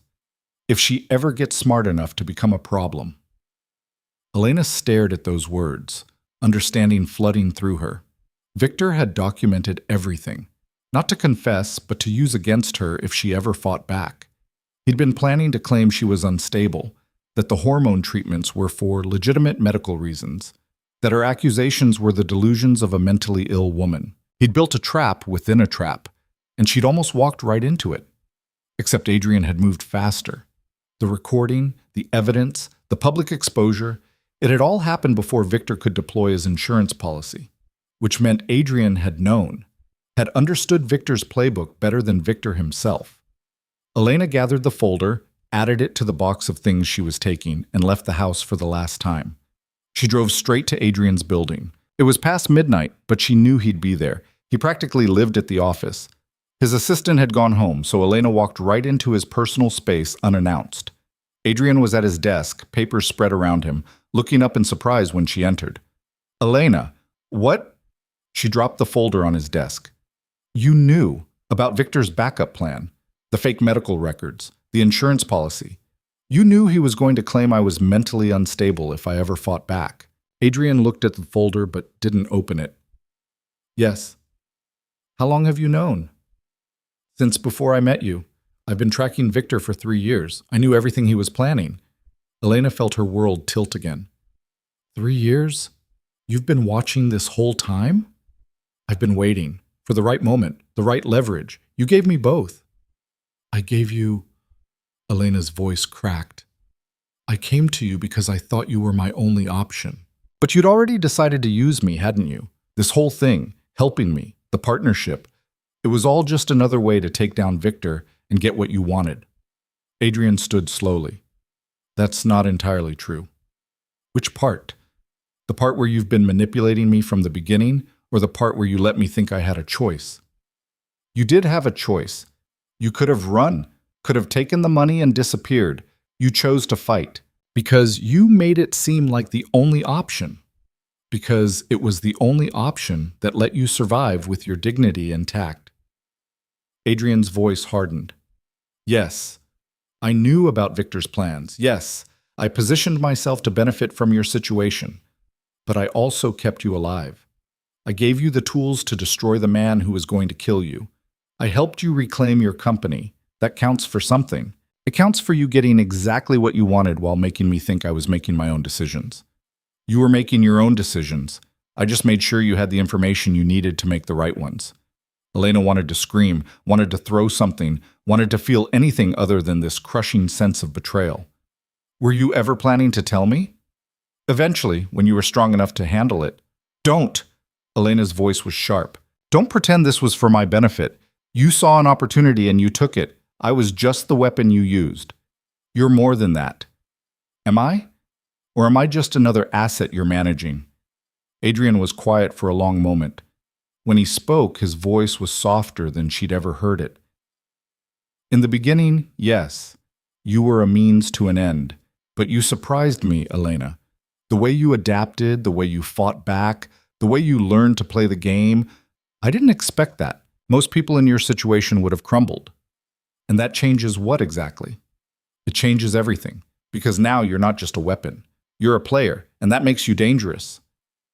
Elena stared at him, trying to understand if this was another manipulation or something approaching honesty. I don't trust you, she said finally. Good. You shouldn't. Trust is for people who haven't learned better. Then why should I keep working with you? Because you need me, and I need you.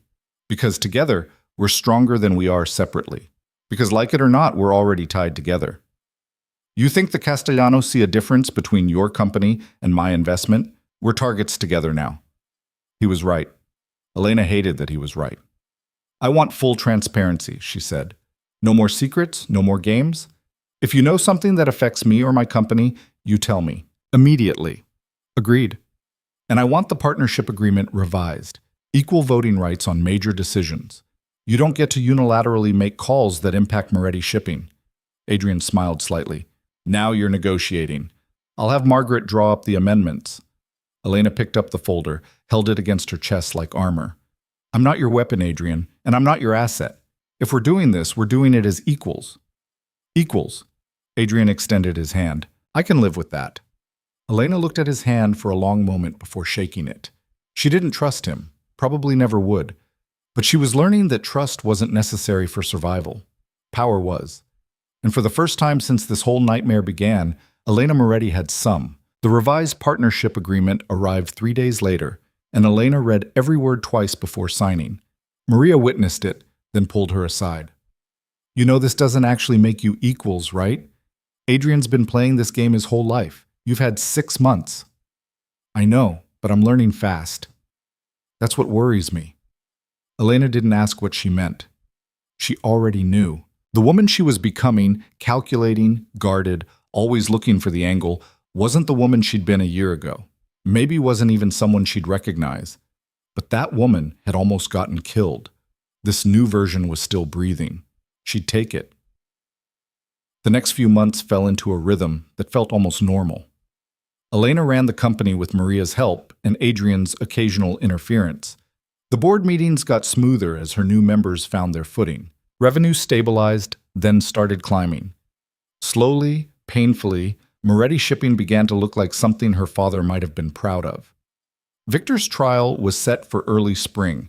Margaret kept Elena updated on the prosecution's case. Solid, overwhelming, almost certainly ending in conviction. Victor's lawyers were already talking plea deals, trying to negotiate down from attempted murder to fraud and conspiracy. They're offering 15 years, Margaret reported during one of their weekly calls. With good behavior, he could be out in 10. Elena's stomach turned. 10 years. Victor would be 45 when he got out. Still young enough to rebuild, to start over, to probably ruin someone else's life. What if we push for the full charges, make them take it to trial?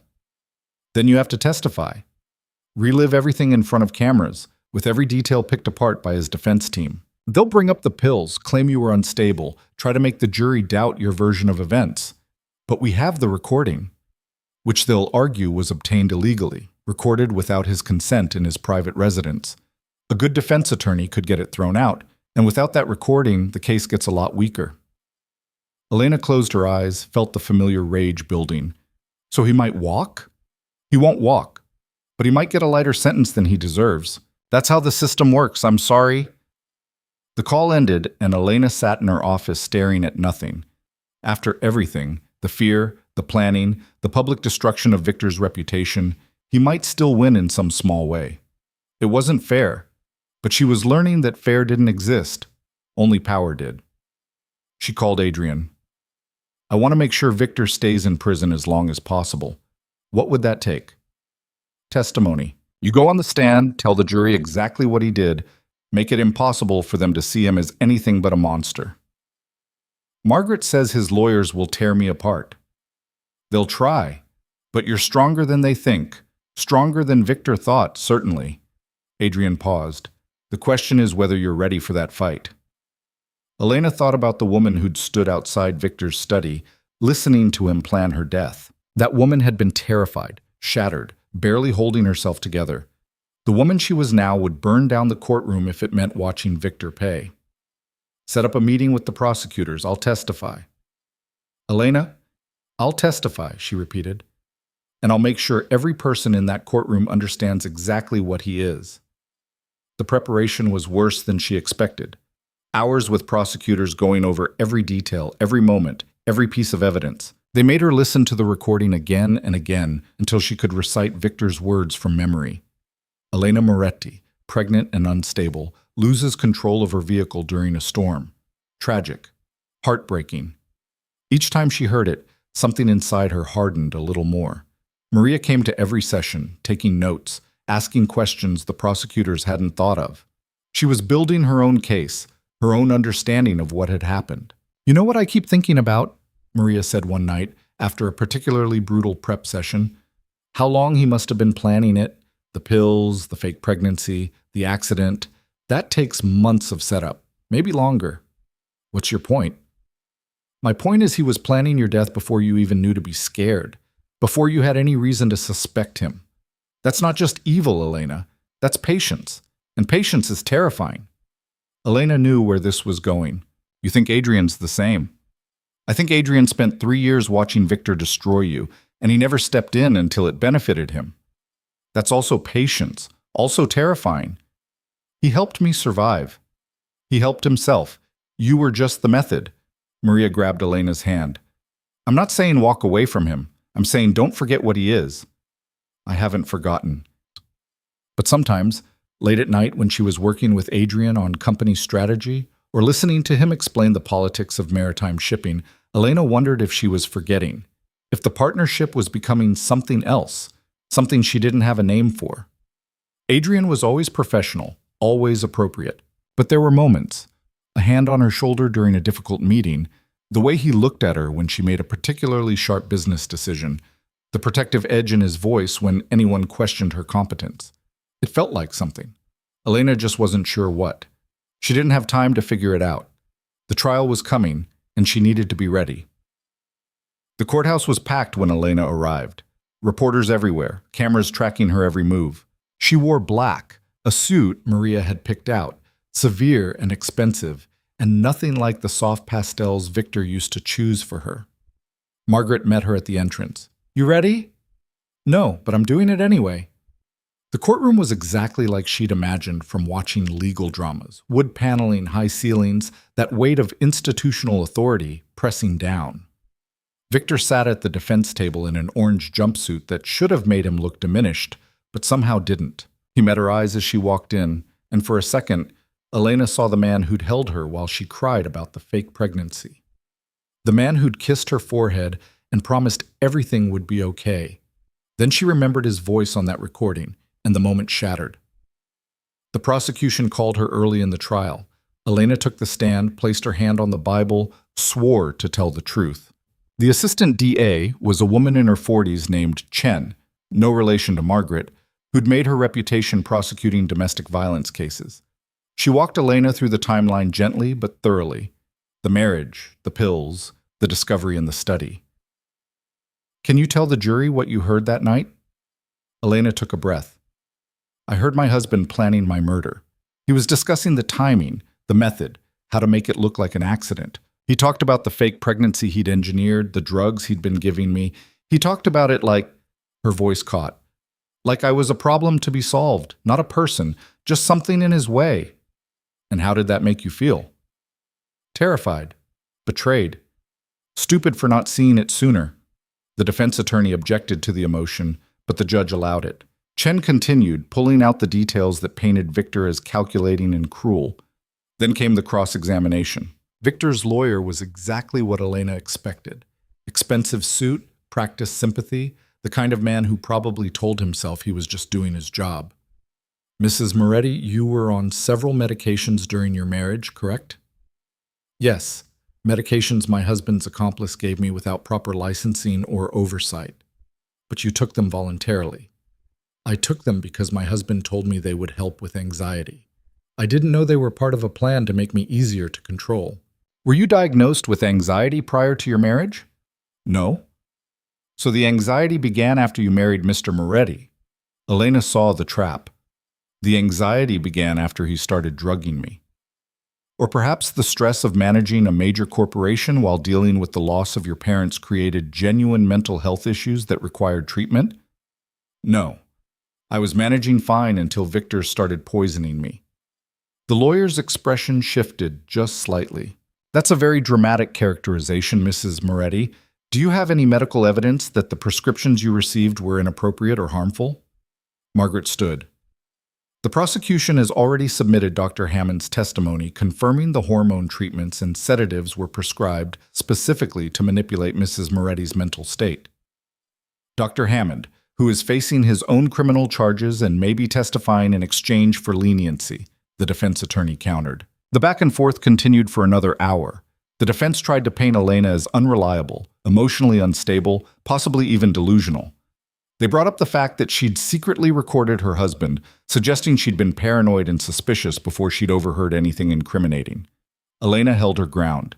Every insinuation, every attempt to twist her words, she pushed back. She wasn't the fragile wife anymore. She was the woman who'd survived, who'd fought back, who'd won. By the time she stepped down, she was shaking with exhaustion and fury. But she'd done what she came to do. The jury convicted Victor on all counts 3 weeks later. Attempted murder, fraud, conspiracy. The judge gave him 25 years with no possibility of parole for 15. Elena wasn't in the courtroom when the verdict was read. She was at the office, in a meeting about expanding their Pacific routes, when Margaret called with the news. 25 years, Margaret said. He'll be almost 60 before he's eligible for release. Elena thanked her, ended the call, and went back to her meeting. The victory felt distant, like something happening to someone else. That night she went to the harbor, the same place her father used to take her when she was young, before the company got too big and the responsibilities got too heavy. She sat on the dock watching ships move through the darkness and tried to figure out what she was supposed to feel. Relief? Vindication? Closure? She felt tired and alone. I thought I'd find you here. Elena turned.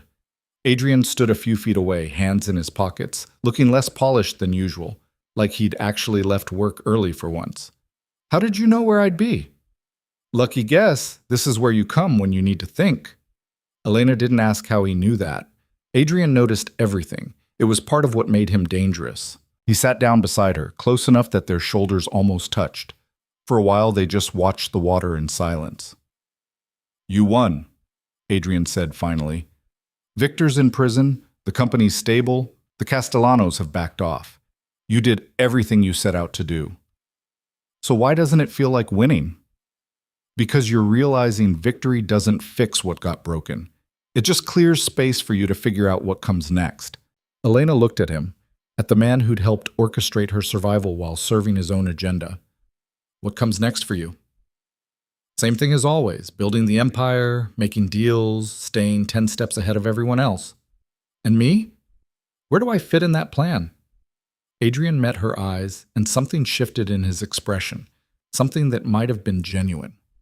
That's the problem, Elena. You don't fit. You're not supposed to be an equal partner. You're not supposed to challenge me, question me, make me reconsider my own strategies. But you do. All of it. Is that a complaint? It's an observation. He paused. I've been thinking about the partnership agreement, the equal voting rights, the transparency requirements. Most people would have taken the money and run, but you negotiated your way into actual power. That was smart. You taught me well. I taught you the basics. You figured out the rest yourself. Elena felt something warm in her chest, dangerous and confusing. Why are you telling me this? Because you should know what you've become. You're not the scared woman who showed up at that warehouse anymore. You're a threat. To your competitors, to the Castellanos, probably to me if I'm not careful. Should I be worried about that? About you deciding I'm too much of a threat? Adrian smiled and it reached his eyes. You should always be worried. Paranoia kept you alive this long. He stood, offered his hand to help her up. Elena took it, felt the warmth of his skin against hers, and wondered when this, whatever this was, had started feeling like more than a business arrangement. I have something to show you, Adrian said. At my office, if you're interested. Elena should have said no, should have kept the boundaries clear, kept the distance that had kept her safe. Instead, she followed him. Adrian's building was mostly empty at this hour, just security and the cleaning crew. They took the elevator to his floor, walked past the conference rooms where they'd plotted Victor's destruction into his private office. He pulled out a folder, handed it to her. Inside were property deeds, transfer documents, legal papers Elena didn't immediately understand. What is this? The house. Your house, technically, though I imagine you don't want it. I had it assessed, valued, prepared for sale. But before we list it, I wanted to give you the option. Option for what? To burn it down. Elena looked up sharply. Adrian's expression was serious. I bought the neighboring lot 6 months ago. If we demo both properties, the combined parcel is worth significantly more. We could redevelop, build something new, or we could just destroy it and let the land sit empty. Your choice. You're serious? Completely. That house is a monument to everything Victor did to you. I thought you might want to see it gone. Elena looked back at the papers, at the address she'd once thought would be her home forever, the place where she'd been drugged and manipulated and marked for death. The idea of watching it burn was intoxicating. When? She asked. Whenever you're ready. They scheduled the demolition for a month later, after Elena had hired a team to go through the house and remove anything worth salvaging. She found almost nothing she wanted to keep. Victor's taste had infected every room, every piece of furniture. She kept her mother's garden tools, stored in the shed, and one photo of her parents from their wedding day, found in a box in the attic that Victor had never bothered to unpack. Everything else went to auction or donation or the dump. The day of the demolition, Elena stood across the street with Adrian and Maria, watching the crew set up. The house looked smaller than she remembered, less imposing, just a building, not the prison it had felt like. Last chance to change your mind, Adrian said. I'm not changing my mind. The crew gave the signal. The first wall came down with a crash that Elena felt in her chest. Then the second, the third, the entire structure collapsing in on itself in a cloud of dust and debris. Elena watched it fall and felt something inside her settle. Not healing, exactly, but closure. The final piece of Victor's control, reduced to rubble. How does it feel? Maria asked. Like I can breathe. They left before the crew finished clearing the site. Elena had a board meeting that afternoon, contracts to review, a dozen decisions waiting for her attention. Life moved on, even after the ruins stopped smoking. 6 months after the demolition, Elena stood in front of the entire company for the annual shareholder meeting. The room was packed, board members, investors, employees who'd driven up from the shipyard to see her speak. A year ago, she would have been terrified. Now she felt calm. She talked about the company's recovery, the new routes they'd secured, the sustainability initiatives they were launching. She talked about her father's vision and how they were honoring it while building something new. She didn't mention Victor. He was history now, locked away where he couldn't hurt anyone. The applause when she finished was genuine. Elena saw it in their faces. Respect, maybe even admiration. They saw her as a real CEO now, not just the heiress playing dress-up. Adrian was in the back of the room, watching with that expression she'd learned to read. Satisfaction, pride, possession. After the meeting, they walked to his car together. Elena had sold her own, couldn't stand to drive after everything that had happened. Adrian didn't mind playing chauffeur when their schedules aligned. "Good speech," he said as they pulled into traffic. "Thanks." Maria wrote half of it. "But you delivered it. That's what matters." They drove in comfortable silence for a while. Then Adrian spoke again, quieter this time. "I need to tell you something." Elena's guard went up immediately. "What?" "Remember when you asked if I'd been planning this from the beginning, using you to get to Victor?" "I remember you admitting exactly that. I wasn't entirely truthful." Adrian kept his eyes on the road. "I didn't just track Victor. I tracked your whole family, your father, specifically." Elena went cold. "Why?" "Because 20 years ago, your father won a contract that should have gone to my father's company. It was a big contract worth millions, and losing it bankrupted us. My father spent the rest of his life trying to rebuild, died before he could. I wanted revenge. On my father. On Moretti Shipping. On the legacy that destroyed mine." Adrian's jaw tightened. "I spent years positioning myself to take over your company. The plan was to wait until your father was vulnerable, then strike. But he died before I could make my move. The accident with your parents..." Elena's heart stopped. "What about the accident?" Adrian finally looked at her and his expression was hollow. "It wasn't an accident, Elena. I had their car sabotaged. I killed them." The world lurched sideways. Elena couldn't breathe, couldn't think, couldn't process what she was hearing.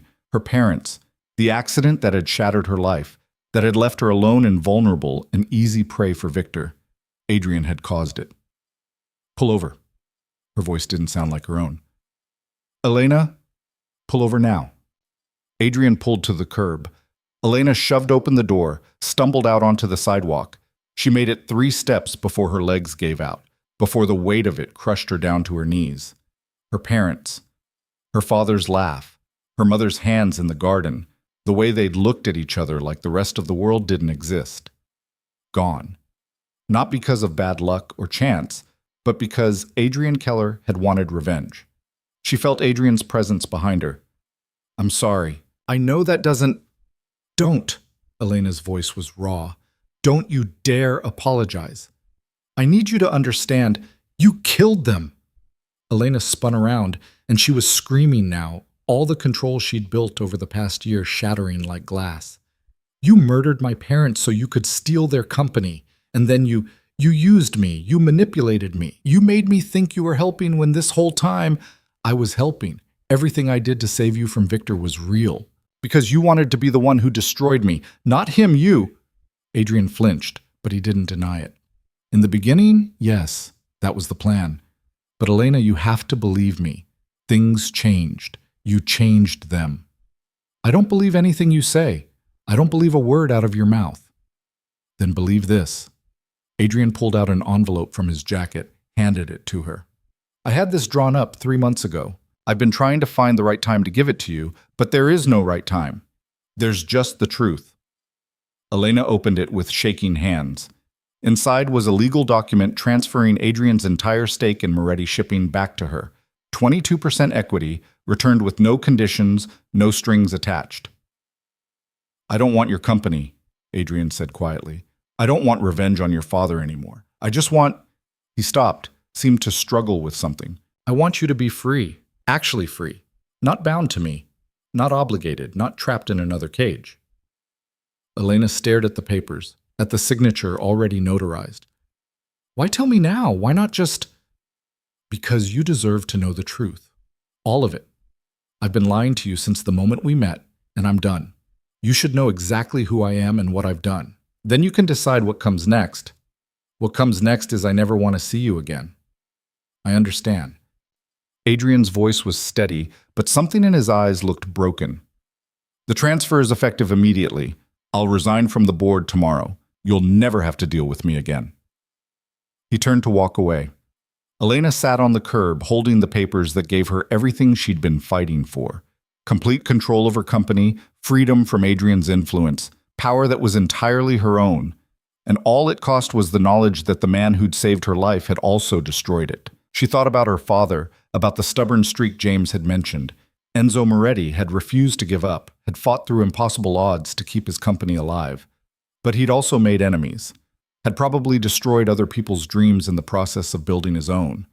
There were no clean victories, no perfect heroes, just people making impossible choices and living with the consequences. Elena stood up, her legs steadier now. She looked at Adrian, at the man who'd orchestrated her parents' deaths and her own survival in equal measure. "I can't forgive you," she said. "Not for my parents. Maybe not ever. I know. But I'm not giving up the company, and I'm not going to let their deaths mean nothing."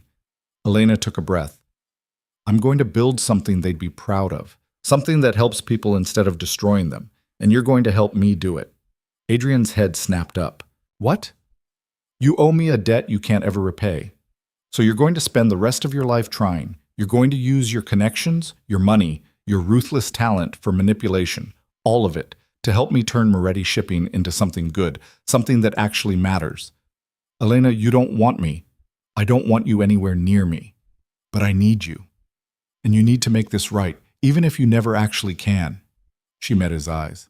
"That's the deal. Take it, or I make sure everyone knows what you did. Your reputation, your company, everything you've built. I'll destroy all of it." Adrian stared at her for a long moment. Then slowly he nodded. Okay, I'll do it." "And Adrian? If you lie to me again, if you manipulate me, if you ever hurt anyone I care about, I won't just ruin you. I'll end you. Do you understand?" "I understand." Elena walked back to the car, climbed in, waited for Adrian to join her. They drove in silence, and everything had changed again, and she had no idea if this was wisdom or madness. But it was her choice, made with full knowledge, full power, full understanding of exactly what she was trading. That had to count for something. The foundation launched a year later. Elena stood at the podium in front of reporters and industry leaders, announcing the Moretti Family Foundation's mission: supporting education for underprivileged students pursuing maritime careers, funding mental health resources for shipping industry workers, and providing legal assistance to victims of corporate fraud. Adrian sat in the front row watching. He donated half his fortune to fund it, no questions asked. Penance for sins that couldn't be forgiven, only acknowledged. They worked together, but they weren't friends, probably never would be. Elena kept him at arm's length, used his skills and resources while never forgetting what he'd done. Some days she hated him. Some days she understood him. Most days she felt both at once. Maria stood beside her on stage, now CFO of Moretti Shipping and the person Elena trusted most in the world. They'd built something together, the two Moretti daughters, something their parents would have recognized. After the presentation, Elena found a quiet corner and pulled out her phone. There was a message from the prison. Victor had tried to send her a letter. The warden was asking if she wanted to receive it. Elena deleted the message without responding. She had no interest in Victor's words, his justifications, his attempts to stay relevant in her life. He was the past, locked away where he belonged. She was the future, not perfect, not healed, not even close to okay most days, but free. Finally, actually free. Elena Moretti walked out of the event center into the Boston evening, her company secure, her mission clear, and her life entirely her own for the first time in years. She'd learned to see the monsters before they struck, learned to wield power without losing herself completely, learned that survival sometimes meant making deals with devils and living with the consequences. The woman who'd stood outside Victor's study, terrified and shattered, wouldn't recognize the woman she'd become. And that was exactly the point.